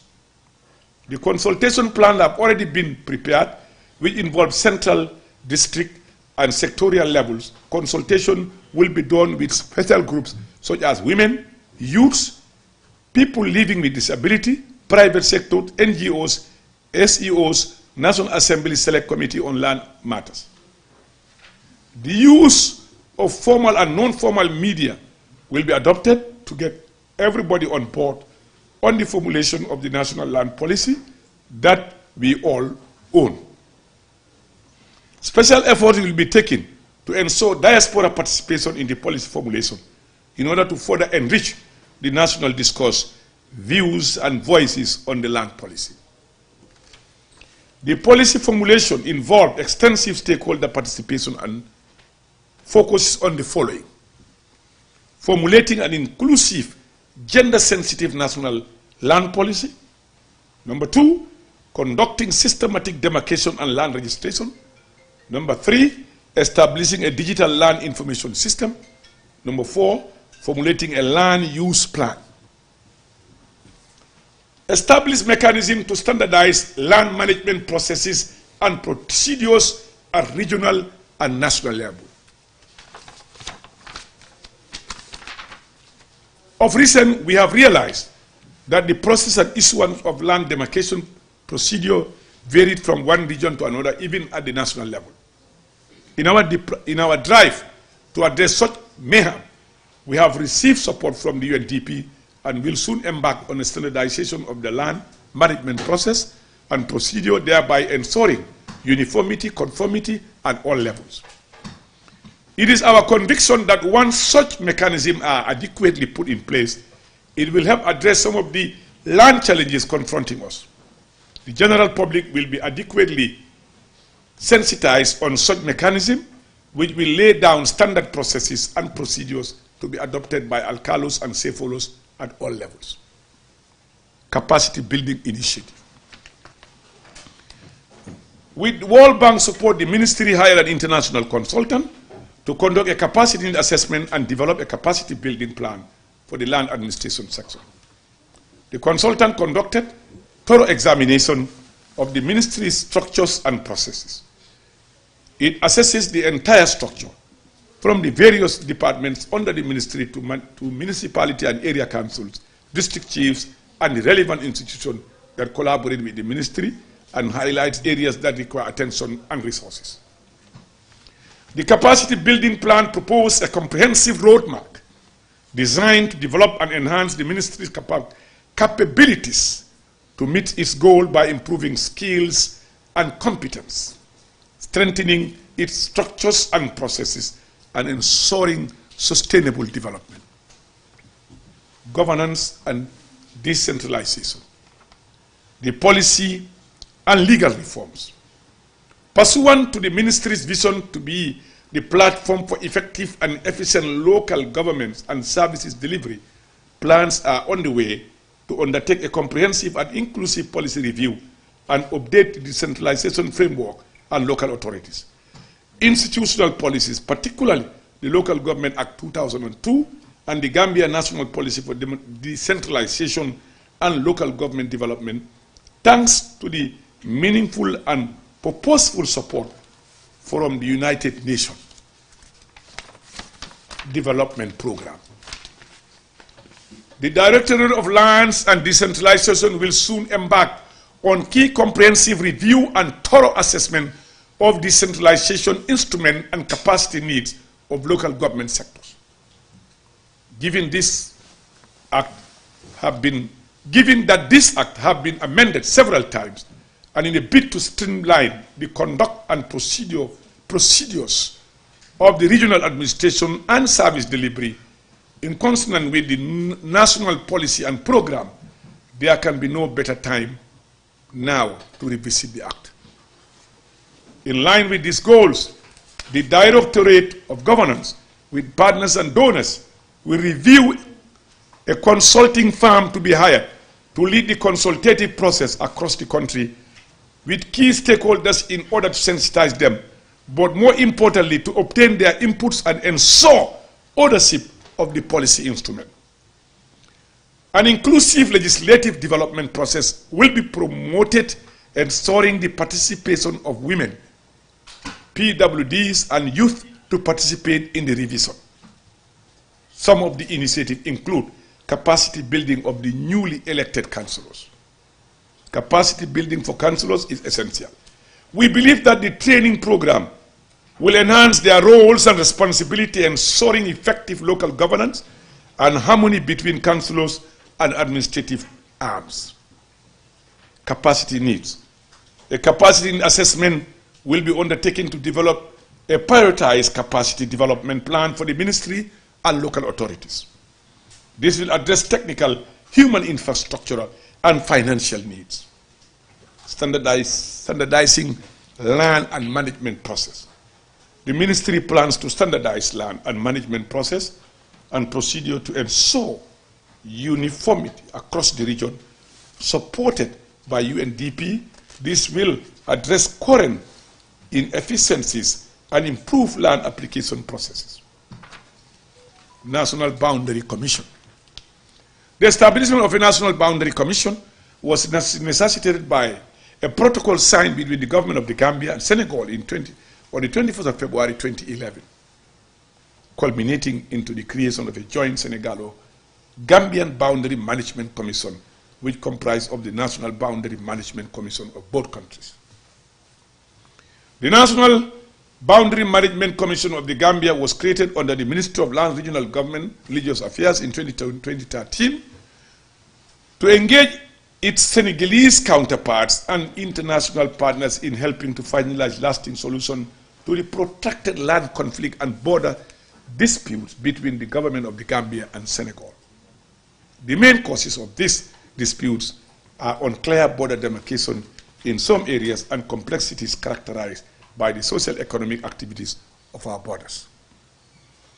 During the meeting of the Senegalo-Gambian Border Management Commission held 25-26 July 2023 and the subsequent third Senegalo-Gambian Presidential Council held in Banjul on the 30th to the 1st of July 2023, the two heads of state issued executive directives for joint border commission to implement the agreement, roadmap, and work plans are expressed below.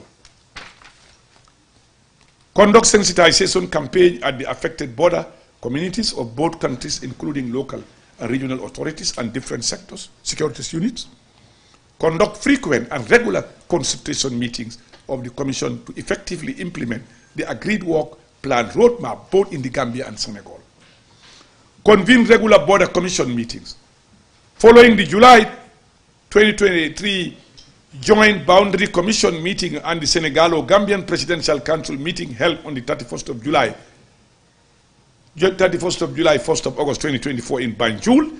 The National Boundary Management Commission has been revitalized and several meetings were held to discuss the following: review and draw implementation plan for the roadmap and conclusion of the July 2024 Joint Boundary Management meeting held in Banjul.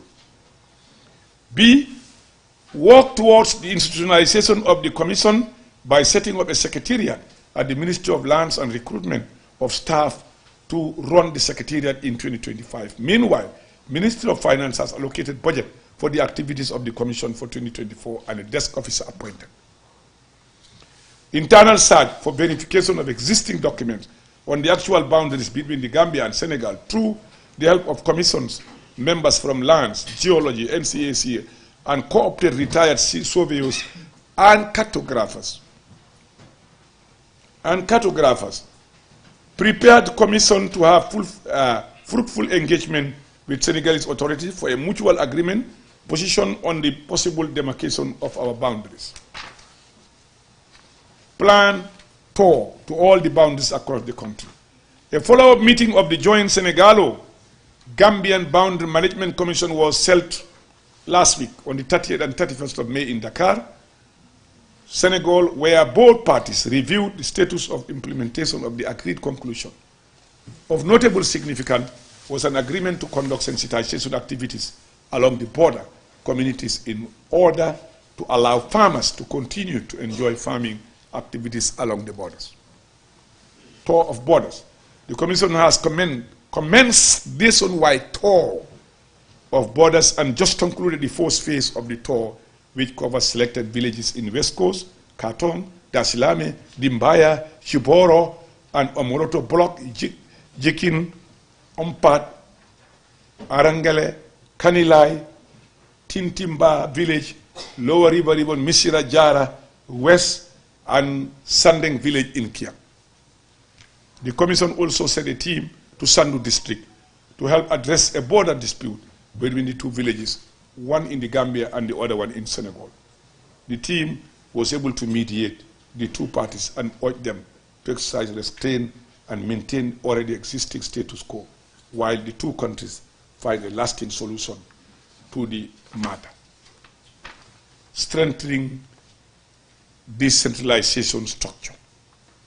Funded by UNICEF, UNDP, this initiative aims to support grassroots governance and capacity building in the URR, LRR, and CRR North. Launched in 2019, it has completed a series of capacity building activities, including restructuring and training of VDCs, WCs, WDCs, benefiting 386 VDCs and 30 WDCs, promoting women participation in community development, leadership, and political reform platform, establishing and alienating community child protection communities in 145 communities, orienting community actors, elders, and leaders on case management for children and the children protection system.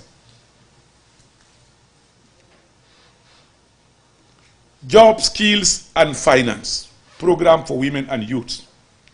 Funded by the EU through UNCDF, this project operates in 32 wards across the local governments in the country. It provides performance-based climate resilient grants to undertake climate risk vulnerability assessment and implement priority adoption and measures. A total of $2,070,000 was disbursed between 2019 and 2023, creating over 4,578 temporary jobs for women and children, for youth and women. Government has contributed over $30 million for the continuation of this project. Program accelerated community development. The Gambia government initiative to deliver quick dividends to rural communities, particularly hard-to-reach areas. The department, in partnership with the Department of Agriculture, focuses on food security Subcomponent beneficiary communities have received 38 facilities, including 19 tractors and post-harvest machines. Appropriate Technology Unit, funded by UNIDO through the Social Development Fund, the project focuses on providing low-cost, energy-efficient technologies, including the production of 1,600 energy-efficient stoves and training youths in various appropriate technology design. The unit also supports skills training and building sanitary facilities. Climate Smart Rural WASP project. Funded by ADB, this project designed communities, latrines, train artisans to address open defecation. It coordinates the construction of 40 industrial latrines in schools, health facilities, and other public areas. Support to small ruminants production. The department provides capacity building, training on groups, management, and governance for beneficiary and monitors the operation of facilities. Gambia Social Safety Network. In partnership with NANA and the Department of Social Welfare, this project provides unconditional cash transfer to 16,966 households in 20 districts. A follow-up to the project. The Resilience, Inclusive Skills, and Equity race projects is in the preparatory stage. Cross-border initiative.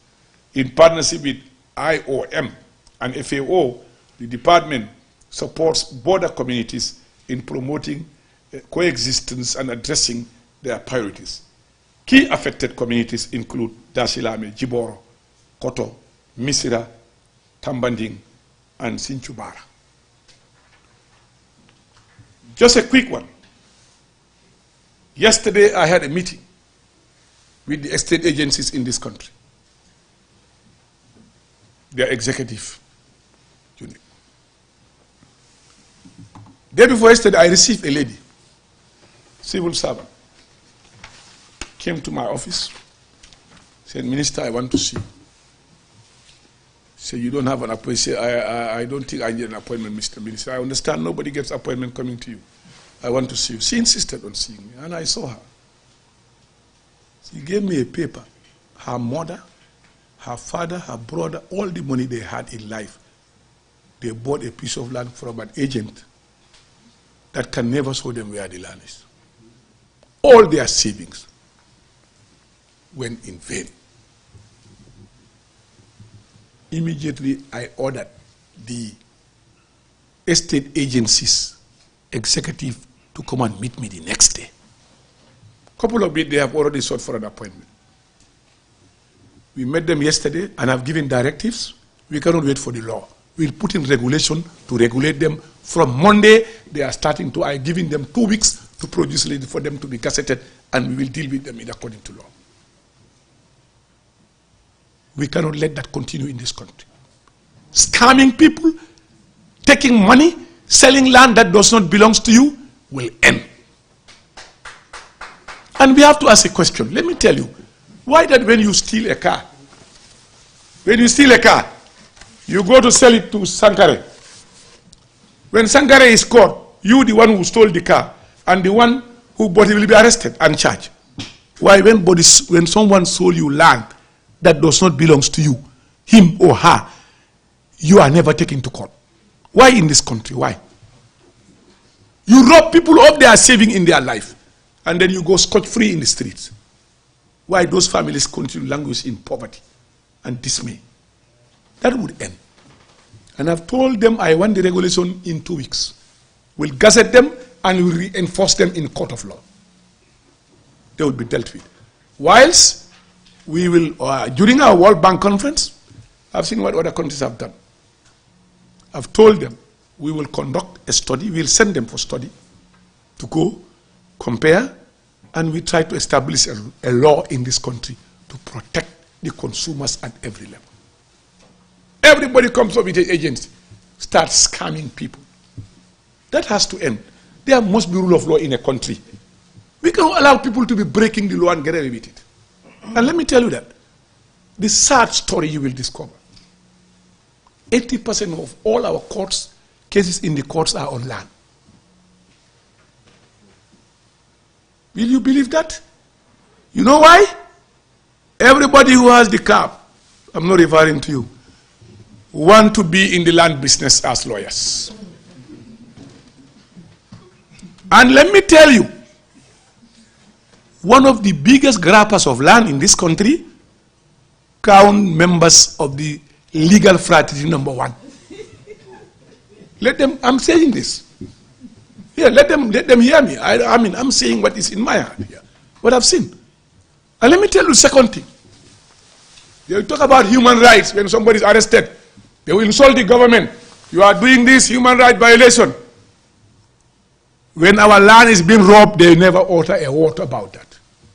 When our children and our land property is being robbed and taken by all other means and all other schemes, they never talk about the right to land. They only talk about right to freedom of speech when a journalist or somebody is arrested. But the people being robbed of their most important commodity, they will never talk about it.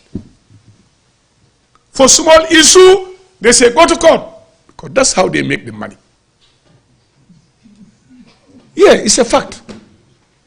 We call them to join us in the formulation of this policy. And that's why, that's why when we had the committee, the committee on this policy, the bar association was leading it. Somebody told me it should not be the bar. I say leave them there. Let them lead the legal, that aspect of the committee. Let them lead it. Let the bar lead it. Then they will come to know what's happening. Look, you cannot wake up one day, take our land, using all sort of means, impoverishing us. It has to stop somewhere. This country belongs to all of us. I am not perfect. None of us is perfect. But we must be seen to be doing what is right for our country. I think basically for me, that's what is important. And let me tell you, in the ministry, the World Bank have provided us $2 million to train 100 university graduates. Mold them, take them to the best universities. They can take over this ministry gradually for future administration. It's the only way out. We need men and women of skills and knowledge who are trained, and we have to invest in this, in the human development, of capacity development of our people. We have to invest in it. And when you do that, you must pay them what they need to be paid. These are technicians. If you can pay the lawyers extra, why don't you pay people with specialized skills in the system of government to retain and maintain them?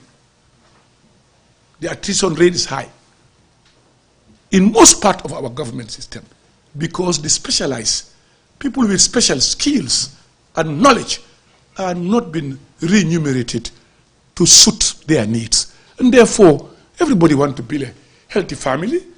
When they have a better offer, they will go.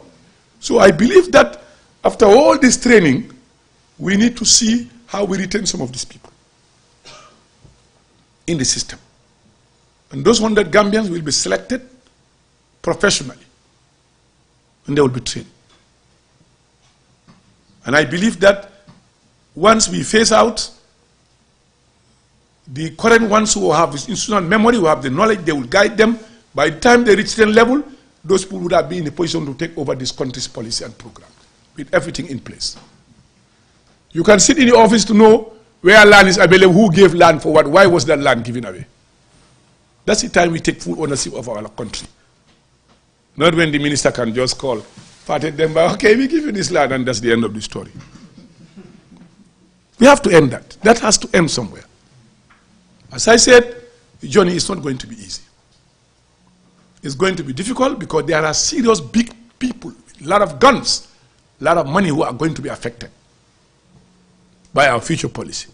So we are expecting more petition from them because they will go and sponsor petition in the assembly everywhere, thinking that they can detract us or change our opinion and mind and direction. They will fail woefully. And I think, as I said before I conclude, President Barrow has given us 1000% support in this process, unwavering support. And every day he said, I am 100% behind you, Honorable Minister, let's get it done with your team. The political support is there, the will is there, determination, the zeal, and inshallah, together, all of us, we need to get it done. So that when we are gone, we have something to leave for these kids. And let me tell you too, very sad thing I've discovered. People are given land, they cannot even pay rent where they live. Allocated land. Next 1 hour they go and sell it to somebody, pittance. Wallahi. And they end up having no house, no land. The money they spend in 6 months, the money is gone. What this government plans to do is to work with partners to build nothing less than 100 to 200,000 houses that Gambians can rent and take ownership after the payment of their rent. Because not everybody here have money to build a house. So giving you land when you cannot build is like putting you in more trouble. And that's what obtained in most of the countries in our neighboring countries.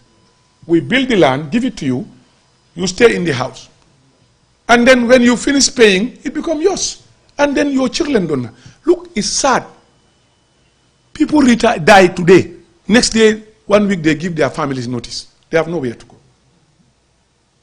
And every day, single parents come to you crying for this. Wallahi, they always come crying. I'm being evicted with my children. My husband abandoned me, went back away. My husband is dead. My husband just ran away from me because the husband cannot afford anymore to feed the family. If you have somewhere to stay, you can hustle what to eat.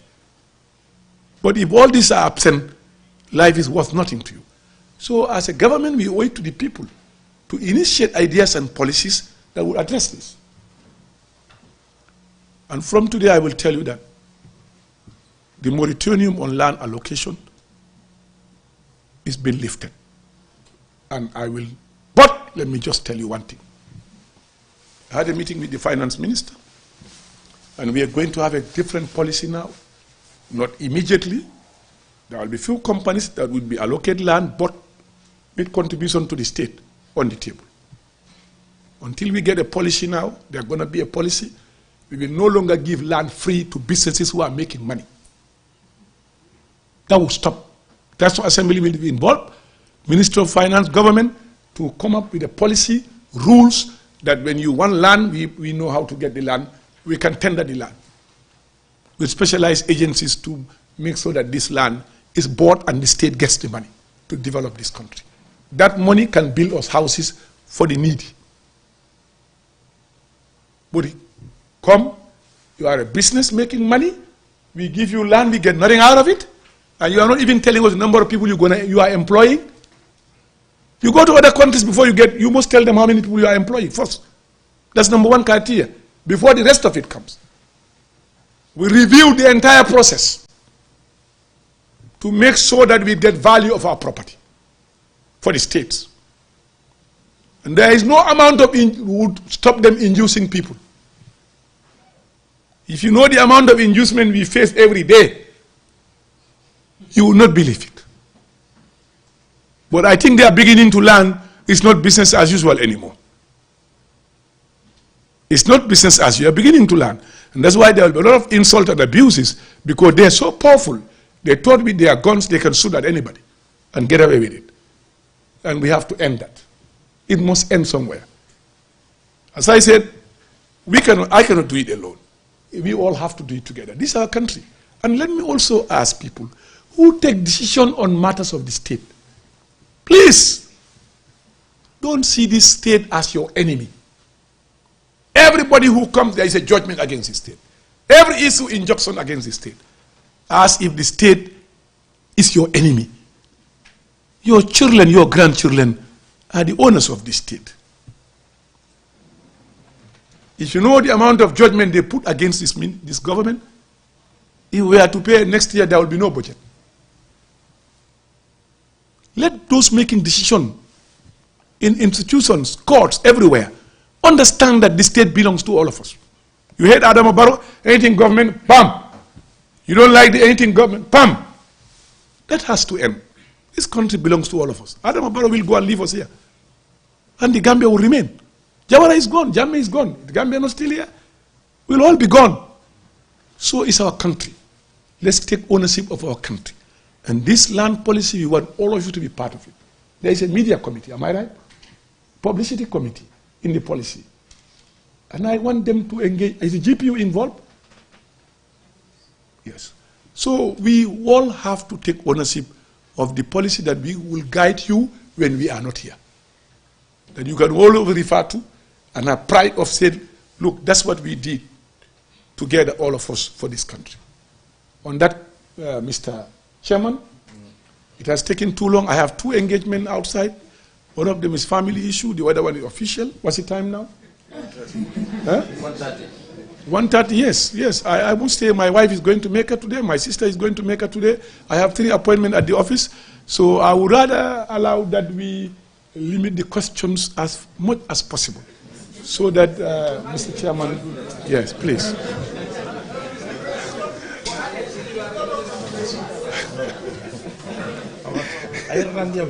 Let me test. Sit down, Minister. Oh my. I call your name, you are not in. He writes very well. Yes. He writes, I like his English. Yes.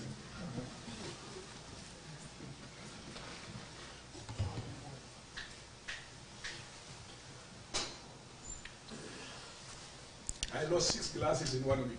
I don't know where. Thank you very much. And the journalists, thank you very much for your patience. It was a marathon speech by Honorable Ba. You know, he was a school teacher.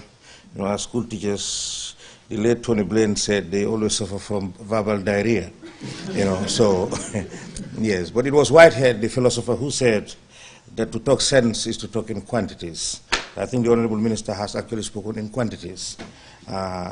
He began by telling us about our own fraternity as journalists, that our sense of professionalism needs to be upgraded, and his own position that government should also help because of our skills, you know, needed to be upgraded, but we have no money.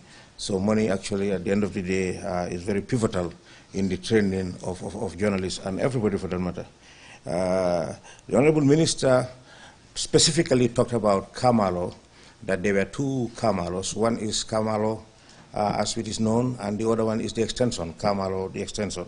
Altogether, he talked about 68 plots of land that were distributed, mostly illegally, if I could use the word, mostly illegally, because some of them were issued without ministerial directions, and even where there were directions, the file went missing, you know. In Nigeria, during the oil boom, they had a disease called patriotiasis. And what patriotiasis means is the disease, the malaise that comes with petroleum. So they would just take a matchstick and just take kerosene and burn the files. So I hope patriotiasis is not always coming here. But nonetheless, it was a very, very lucid, very extensive speech. Without much ado, and since he said he has all these programs going on, I would suggest that we have concise, limited questions, and as usual, you raise your hand, you identify yourself, and then you know the institution you represented. Yes. Some questions. Yes, Omar.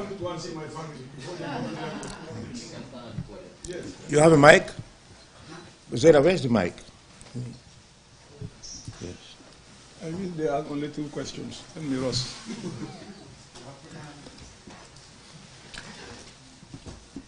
Thank you very much, Honorable Minister Kumar from the Standard newspaper.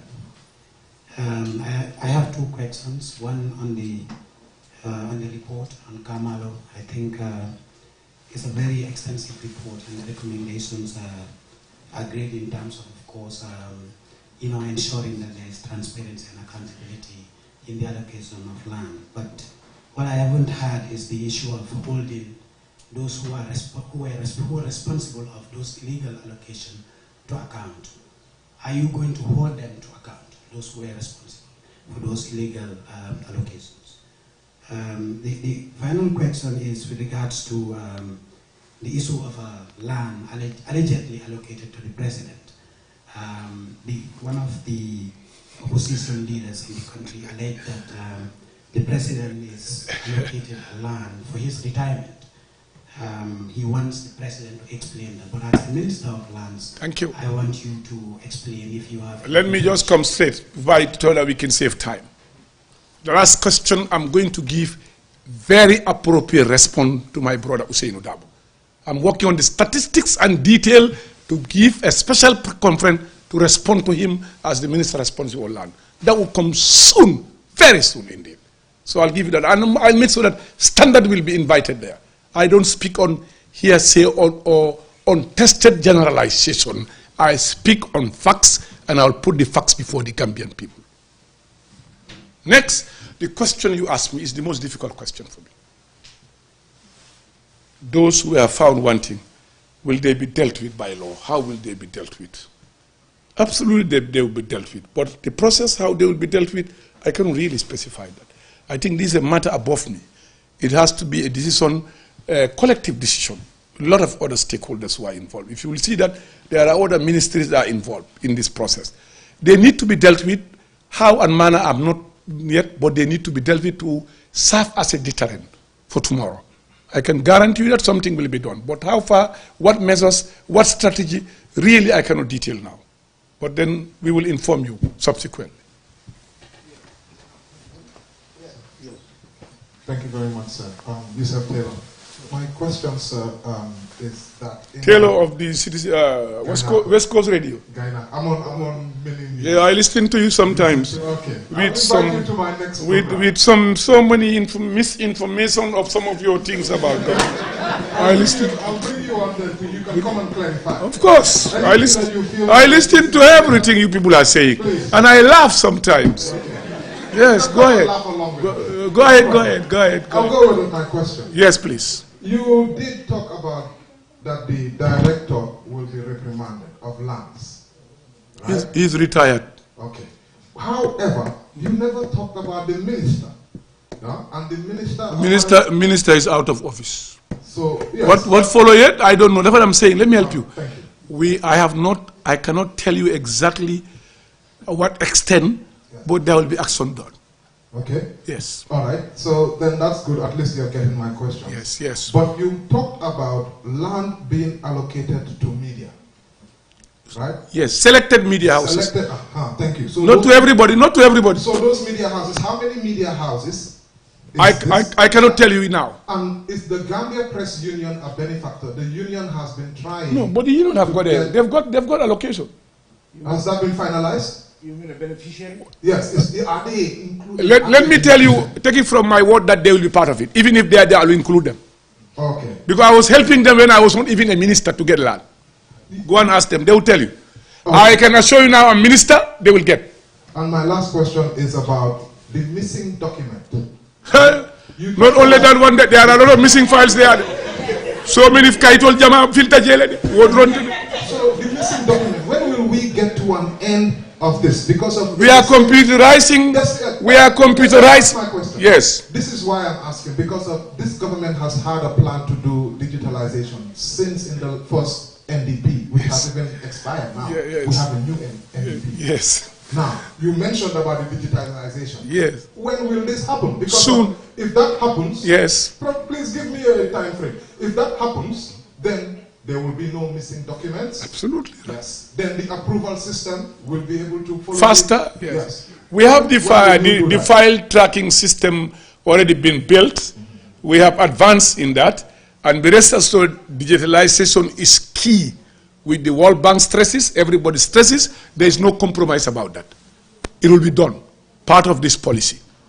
It will be done. Be rest assured of that. So this year or next year? April 2025, about that, next year. We believe that will be the first day we'll roll out the first draft of the policy. You have a mic? Yeah. Go ahead. Identify yourself. Thank you. Honorable Minister, at the start you said you are ready to answer a lot of questions, and now you change your mind. No, because I now realize I have a social responsibility too with my family. Yeah, I need to. Working hours doesn't matter. I work out of working hours for government. You understand that? I work till 7 o'clock, and then my working hour is 4, and I work till 7. I receive the whole day receiving people, and I do my job when they go home. Yes, so I need to go and see my family. The President of the Republic, twice at the State of the Nation address, have been talking about the real estate, that there is a bill. I did 2 stories to show that the President was, that there was no bill. There is? There is no bill at the national. There is a bill. I cannot wait for a bill. I am taking decision. Listen, let me help you. Within the law, you know, I have powers to make regulations. And those regulations can be enforced by law. The bill is being prepared. They are working on the bill. They are working on the bill. But it will take another 2-3 years before you get that bill. How can we continue to be suffering when we have another instrument to use while the bill is being prepared? The President is right. There is a bill in preparation. But we cannot wait for that. You have to be strategic in government in managing issues of state. Now that I have a power to put in regulation, to regulate them, I will use that while the bill will work on. Period.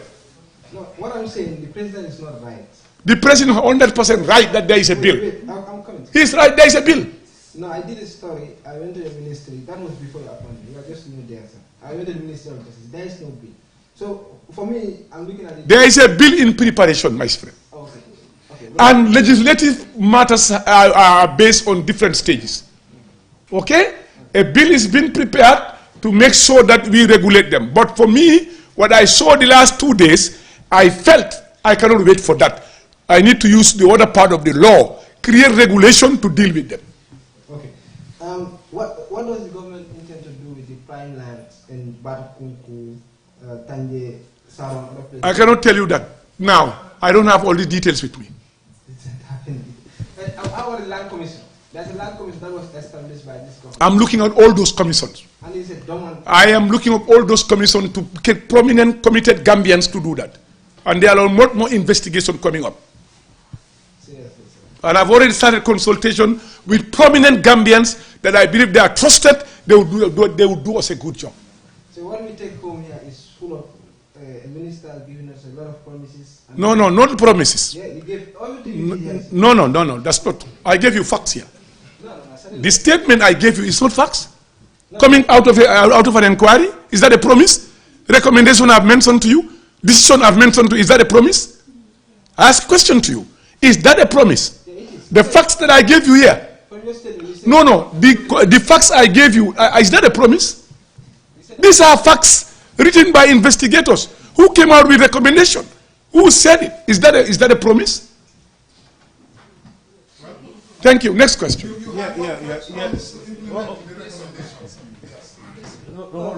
Honorable Minister, also in your security, I was going to ask about what government is doing to regulate the real estate industry. Well, you've addressed that. On Mandua, when will they get a new Caro, sir? Very good question. I worked on it since even yesterday. You see, I believe in replacing Caro. The whole family cannot be wrong. You know, you have lineage, inheritance. I want to respect that, because that's what is in the law. Consultations are ongoing. Even yesterday, I worked on it. And be rest assured that I want to make a correct decision on this matter, so that we don't make another mistake. The recommendation that the governor received was not very welcoming to me. You cannot bring me somebody who was there and removed, and you want to bring him by without telling me why he was removed. Are you with me? So I don't want to preempt, but the consultation are on. Be rest assured that soon we'll make a decision. Yes. Any other question? That's a follow-up. Last one, I think. Any fresh question before the follow-up? You have a fresh question? No, I don't have a question. I just want to appeal to the Honorable Minister. What you have said here, I think, is very important. My name is Sidi Vikani from Tranga FM. For us, we would like to have or appeal when we are discussing some of these issues. I'm appealing we use the national language, because most of our listeners, what you have said here, if we want to translate all those to them, it will be very difficult. Though it's our job, but it will be very difficult. But if they can hear from Honorable Minister himself in the local language, I think it will help us a lot. If you know the pressure I'm going through today in life, you will never subject me. You will never subject me to be on the radio in Wolof and Pular and Mandinka. Wallahi, it's too much. I can tell you that. But let's try. I think you can interpret it through. You have the. We'll have the report sanitized and then giving away, give them the documents so that you can use it to, during your radio program at different stages, to be able to, and newspapers can serialize it, and you know, online papers also can do the same thing. We'll get the document perfected today, and government spokesperson and the Ministry of Information will have the documents to distribute to different agencies and media line who want to have it. I think that would help you to do that, really. That's what I was going to say. It's going to be very difficult to transcribe or try to report on the long reading. So Safi will send me a copy, and Santana will distribute it to everybody, every media house. You'll have the copy. In subsequent press conferences, however, you are at liberty. If you want to ask questions in Mandinka or Fula or Wolof, I will answer. Yeah. Even now, if somebody wants to ask for the benefit of your listeners who want to hear Fula, you know, or Wolof, you're more than welcome to that. Yes, sir. Thank you very much. Take this mark. Oh. Very magnanimous again, as I must say. Thank you. My last question on this, on your part, I do have some other questions if you guys will stay.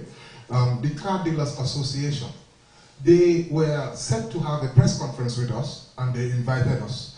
But we understand that you intercepted them and you had a meeting with them. Now, how has that gone? Because there was, obviously this predates your ministry when they were allegedly, apparently awarded a land area where they could do their cars and stuff because of there has been so much Operation Clear Road. So I don't want, excuse me. Tell us where you are. I don't want to get to all what you are saying. I know more than you think I know about. But what I can tell you is, I stand to help them. Give them a space where they can sell their vehicles. In every country you go, most countries have traveled. They have areas for car dealers. There are areas, spare part dealers. They have areas for mechanics, well designed. As I said, when you don't have a policy, you're just operating. You go to Nigeria, when you go to Abuja next time, ask them where is Dede. You know Dede? You go to Dede, they take you there. That's where you find the car dealers. We want to make sure in the Gambia, we have an area dedicated to them, leased to their association. They operate it, they work with the municipalities, and we try to see how we can raise them money through World Bank, perfect the place, let them live in a decent environment. They are creating jobs. They are contributing to the economy. They cannot be left ad hoc everywhere. I believe they have a right. And I spoke to them, and they've started meeting with the permanent secretaries. I've already directed that we must give them a piece of land, wherever it's going to be, but they have a right to it. And they should be given. Thank you. And mine is about the land that you said the government has in plans to give to media houses. I know right now there's a lot of media houses, I mean the big ones who already have land. The Fatu Network has been trying for over 4 years now, we don't have one. But I know the moment we're given one, the talk will start again. But already, you know, once that we're given already, what is the criteria? And I hope this time around the Fatu Network will be among the media houses that would have a piece of... Fatu, you know that I'm never very selective. And when I take decision, I take my decision. I don't look back. What you say about me, it's not for me, it doesn't bother me. I just want to take decision when my consent is clear. And I think really, you are one of those who have a very big reading coverage in the Gambia. And not also that, you have earned the respect of reporting objectively. That's my view. I may differ with others. You know what I'm saying? So I am making the decision. Not anybody that makes a decision. And I know you employ a lot of people. We've been waiting 4 years. Yeah, I know that. I'm aware. I saw your name. I saw it there. Be rest assured that when the decision is done, we'll do it objectively and fairly. But those that are just waking up an individual person saying, I'm a media house, I'm not saying I will not give them, but they will not be a priority in the first list. But those that I know that they are established, particularly the print media, some of them have been paying very expensive, exorbitant rents. And it's not fair on them. When they have a stake in the country, they are also contributing, even though we may not agree with them in most of the things, but I can see that it's their right to be given a piece of land. And we'll give them. The president have asked me, I've already had it before he even told me I wanted to create what you call the Fleet Street in London. He knows about the Fleet Street. You know about the Fleet Street in London. I want to create the Fleet Street in Banjul, in the Gambia here, where all the media houses, except the television who may have a class when they are close together with their network, whatever, but the other ones, the print media, we will try to get them at least to be in one place. You find everybody. There will be a street exclusively for media houses. So we'll treat you fairly, Fatu. Because as you will be treated fairly like any other media house, including the Gainako.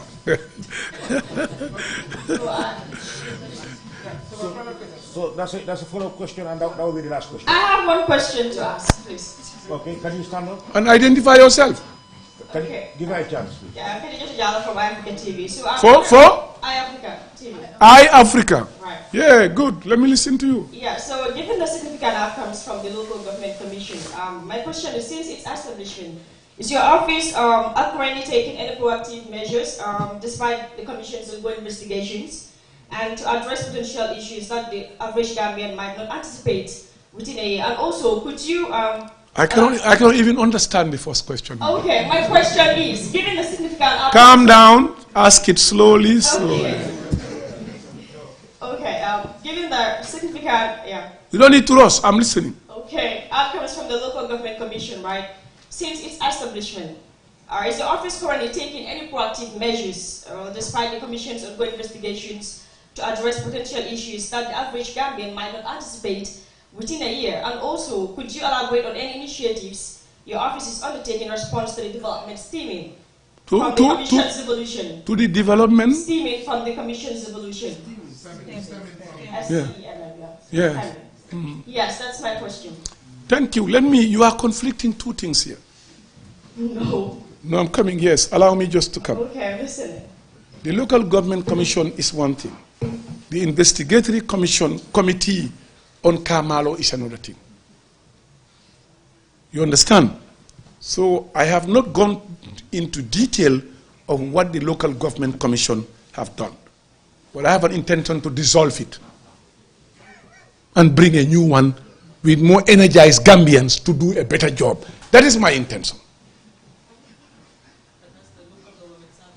Yes.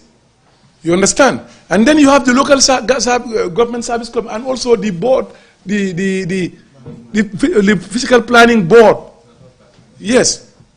There are a lot of commission and boards that I need to deal with. But we are looking for prominent, committed Gambians who we can all trust to do this job for us. Honorable Minister, I think this lady is talking about the ongoing commission. Oh, you mean the council? Yes. We cannot comment on that until they present our report to us. They are investigating.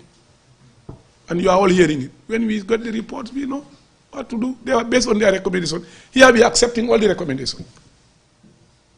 In fact, the layout, second layout of Kamalo, nullified. 0. All cancelled. We are taking all the recommendations on board. I will implement all of them. Period. And there you are hearing what's happening. When we started this commission, they say it was which one? We are after this, we are after that, we are after that. Big noise in the country. That's the sad part of our country. They politicize every step that you take to better the life of this country. Imagine getting people from the ways. You are now want to politicize that. You say you want to go to court to defend. Who are you defending? Based on what law? You are making politics on everything. Instead of these people going to work to deliver services, they rather pick a small thing and make it a story out of nothing. When President Barrow talks about NARSOC, these are normal jokes we do. In politics, you do these jokes. When Senghor was telling Abdoulaye Wade, look at your head, it doesn't even have hair, you cannot carry a country. Somebody can, and Senghor, when Abdoulaye Wade was telling your head is so small, you cannot even be president. You know, these are when Abdou Diouf was told, Madam Muse Foras, and the wife was called Madam Mule. You know, I mean, here we see it here with Usain Udabo, Jammi, and all us. You know, we have these jokes in our. How can jokes be story of politician talking about for what? When we have more pressing issues to deal with. I mean, I think really we need to change our mentality, how we do our politics. These are traditional jokes among ourselves. We all do it from here and there. You know, so really, I think the way we are going in politics, really leaves a lot to be desired in the Gambia. The Gambian people deserve better politicking than the type of politics that we are hearing now. What is NARSOP? Polsop? Bitiki Pol Bagini. Is that Bitiki Nar? Bitiki Pol? Is that a crime? No, when I listen to the Rio here, people talking, I feel really bad. We should be above those type of cheap things, really. I think that's the end of it. Yeah, so for me, it's about, I think... Tell me your name. I think Yankuba Jallo, Foraya. Oh, you are from Foraya. I know you, yeah. I know you. Go ahead. So the question will be answered by you or Dr. Sisi. Yeah, you can answer it, yes. Yeah, the issue of appointing chiefs. And the government is appointed and the chiefs are performing the, serving as president of district tribunals. You know, they are politicians. They are appointed by the executive. Let me put it that way. They are appointed by the executive. Are you telling me chiefs are politicians? No. Withdrawn, thank you. Yes. What I'm saying is they are appointed by the executive to perform judicial functions. And then we are looking at the spirit of the constitution, separation of powers. And most of the time, the decisions that they are taking, it gets to the courts every time they are losing. The chiefs, so because most of the times their decisions are based on things that you know have nothing to do with the case. So I'm looking at, the question is the government thinking about that line, the constitutional reform, the reforms, the legislative reform to address that issue, to take the appointment of chiefs from the executive to a matter of judicial? Let me help you, young man, very handsome man, lovely and handsome. Let me just help you. You see, the chiefs have dual functions. One is a normal administrative area of their district. The other one is judicial based on traditional values, norms and conventions of our society. Those can be interpreted based on traditional rule and practices and procedures, like marriages, like things like land dispute, border place, all the rest of it. They don't preside over criminal cases. They don't, not anymore. But issues that are traditional, you know why they are driving that power from? From the very constitution you are talking about. And that's where when you read the constitution, you have to read it on both sides, not on one-sided issue. The constitution of the Gambia accepts Sharia. And these are matters of Sharia, inheritance. They can deal with matters of inheritance because your own constitution that you're talking about has recognized Sharia, have recognized Sharia courts. So, why are you questioning their ability to adjudicate on matters of Sharia, marriages, inheritance? Yes, but these are inheritance. When you say inheritance, my father owned this land, you own this land, we said it's all inheritance. Your Sharia recognize that, and your constitution you talk about recognize Sharia. Minister, who appoints the High Court judges? The Supreme Court judges? The Supreme Court judges are appointed by the Judicial Service Commission, confirmed by the President. So the President has to confirm the appointment.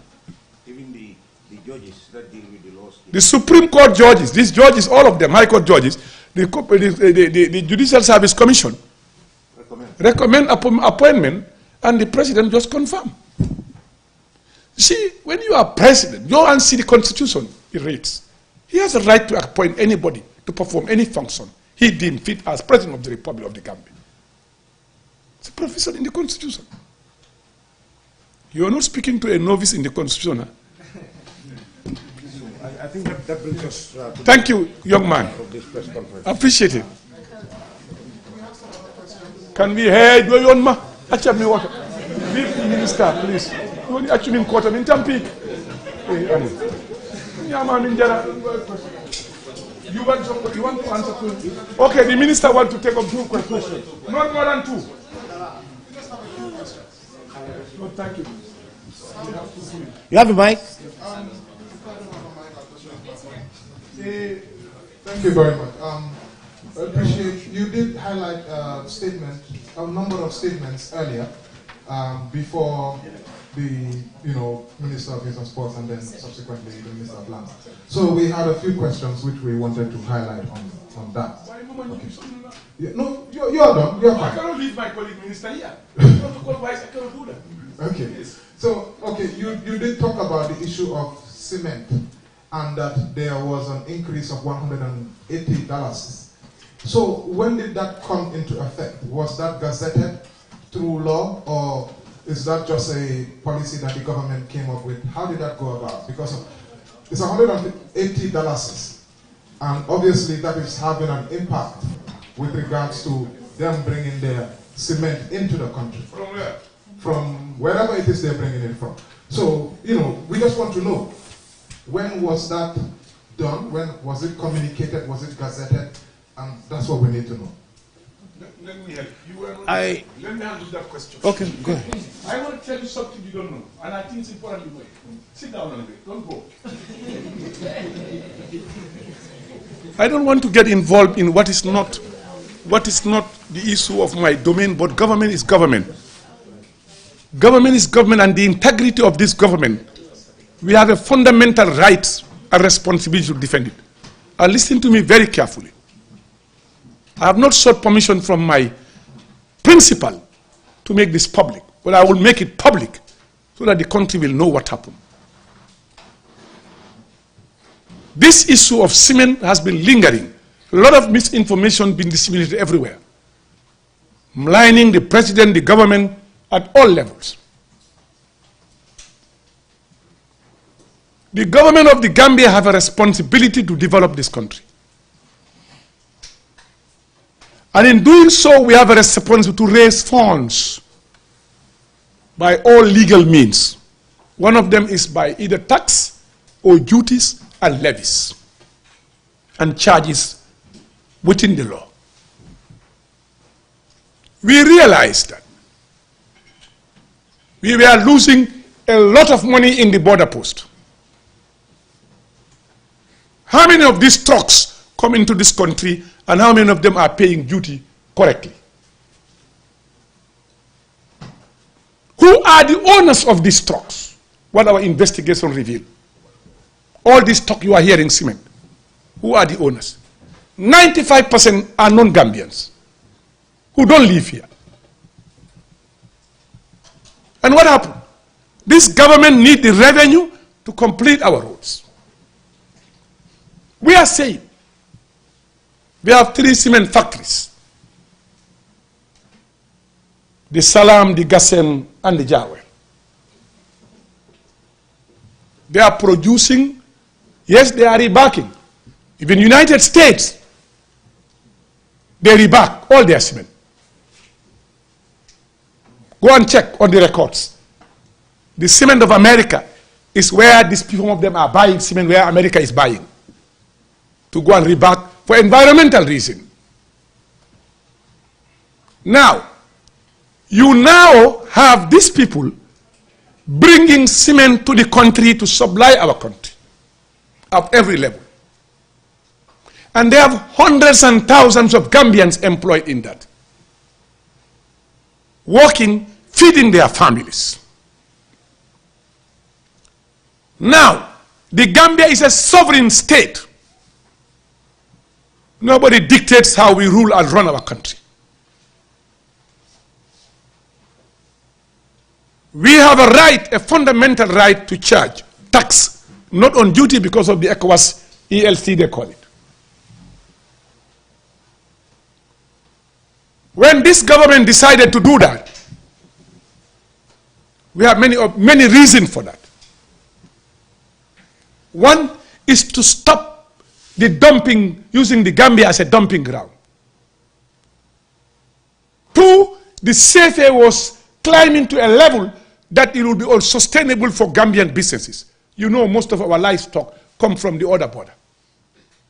Today, Tobaski rams are extremely expensive because when they dump the cement here, they go to buy that dalasi to use it on CFA, to buy it, to go back and come and dump, putting extreme pressure on the dalasi. When they buy that CFA to go and buy rams, you and I and many others find it difficult to make ends meet. And many of the products related that we importing from Senegal become extremely expensive. That's one reason. Second reason, they are dumping will close all these factories here. And where will those Gambians working, where will they go? Third reason, when you bring, you must pay duty. How are you managing your duty? We don't want to say all. We are not stupid. We know what to do as a government. When you come to our port, you pay. There is no melis malas. You pay our money into our coffers. When President Jomai came here, he raised the issue of cement with the president. Said, well, Senegalese cement is not allowed to come here and there is cement coming from what?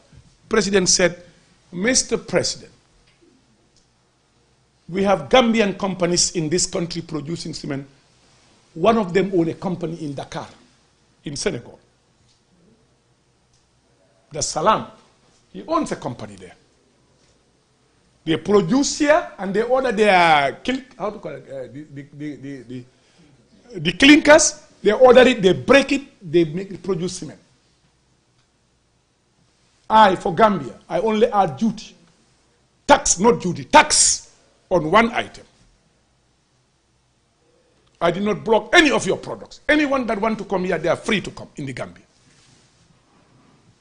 We have 38 products banned entering your country. 38 products banned entering your country. Salam had a contract to supply cement in Senegal. He was kept 20 days lingering at the border and sent away back to this country. I want Gambians to listen. We own our country. We have to listen, not to listen to enemies of this country for their selfish interest. And Best Water and some of our water companies had contracts to supply water in Senegal. They were sent away because they want to protect their industries. Now you want to dump your cement and don't allow us to put anything to enter your country, and then people will start castigating this government. Adama Barrow made it very clear. He is serving the supreme interests of the Gambian people. And he will never waver in serving this country. And his government is committed to the welfare and the life of the Gambian people. President Jumai, being a very reasonable president, an understanding president, immediately ordered Adama Barrow to make sure they start negotiation with the two trade ministers to resolve these issues.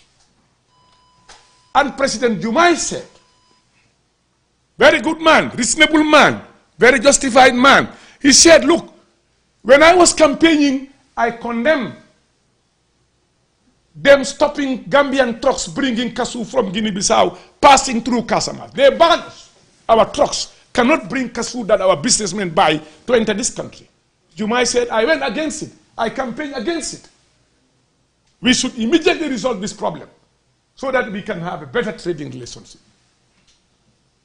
He immediately ordered that they start negotiation. President Barrow, no wasting his time. The two ministers met, and they are meeting in July to resolve these issues in the best interest of the two countries. These people, I had one of them on television program. The way I had him describe the Gambia, I couldn't sleep that whole night. He's not a Gambian. These are dealers who do not belong to your country. 95% of them are not citizens of this country. Go and check your records. Don't we own our country? Aren't we going to protect our own producers, our companies, our investors who invest in this country? If I can sell in your country, let me sell in my country. That's how we interrelate. But we are happy. The Senegalese government is committed. Is committed to resolving all these issues together with us. They are 100% committed. The new government will work with us, will resolve these issues in the best interest of the Senegambian people. And that's why they just came back in resolving some of these border issues. Most of Gambia, we don't have land where to farm. Our farmers are farming in Senegal. Our cattle are grazed in Senegal. Our people are migrated in Casamance, Senegal, to graze their animals. We are farming in Senegal. We need the Senegalese people. We need to manage with them. We need to work with them. We need unity and harmony among these two countries. Don't listen to those detractors who are telling you lies, don't even know what's beneath what we are discussing. We will defend and save this country at every level. Thank you. My question wasn't actually about the reasonings, which I'm grateful you have. My question was, I'm grateful you've explained that. My question was simply, has the gazetting... You don't have to gazette that. Excuse me, let me tell you. Gazette. Let me tell you, let me help you. Excuse me, sir. No, he was, excuse me. You are coming from a different school of thought. Let me help you. With all due respect. The government, excuse me, no, excuse me, not duty. I did not mention duty. Hey, listen to me, I didn't mention duty. I said tax. All the necessary things we have done to effect it. Thank you. That's not what we have. We have the current, we have the recent government revenue measures for 2024. We got it from the Gambia Printing Press, which is where the Gazette is. And in there, it includes a lot of different tax increases. It doesn't include cement. This is where my question is coming. Excuse me, let me help you, young man. Let me help you, young man. Young man, let me help you. All the legal necessity we are done to effect this tax. Thank you. I answered the question. I answered your question. You don't like that? Well, thank you very much. That brings us to the end of this press conference.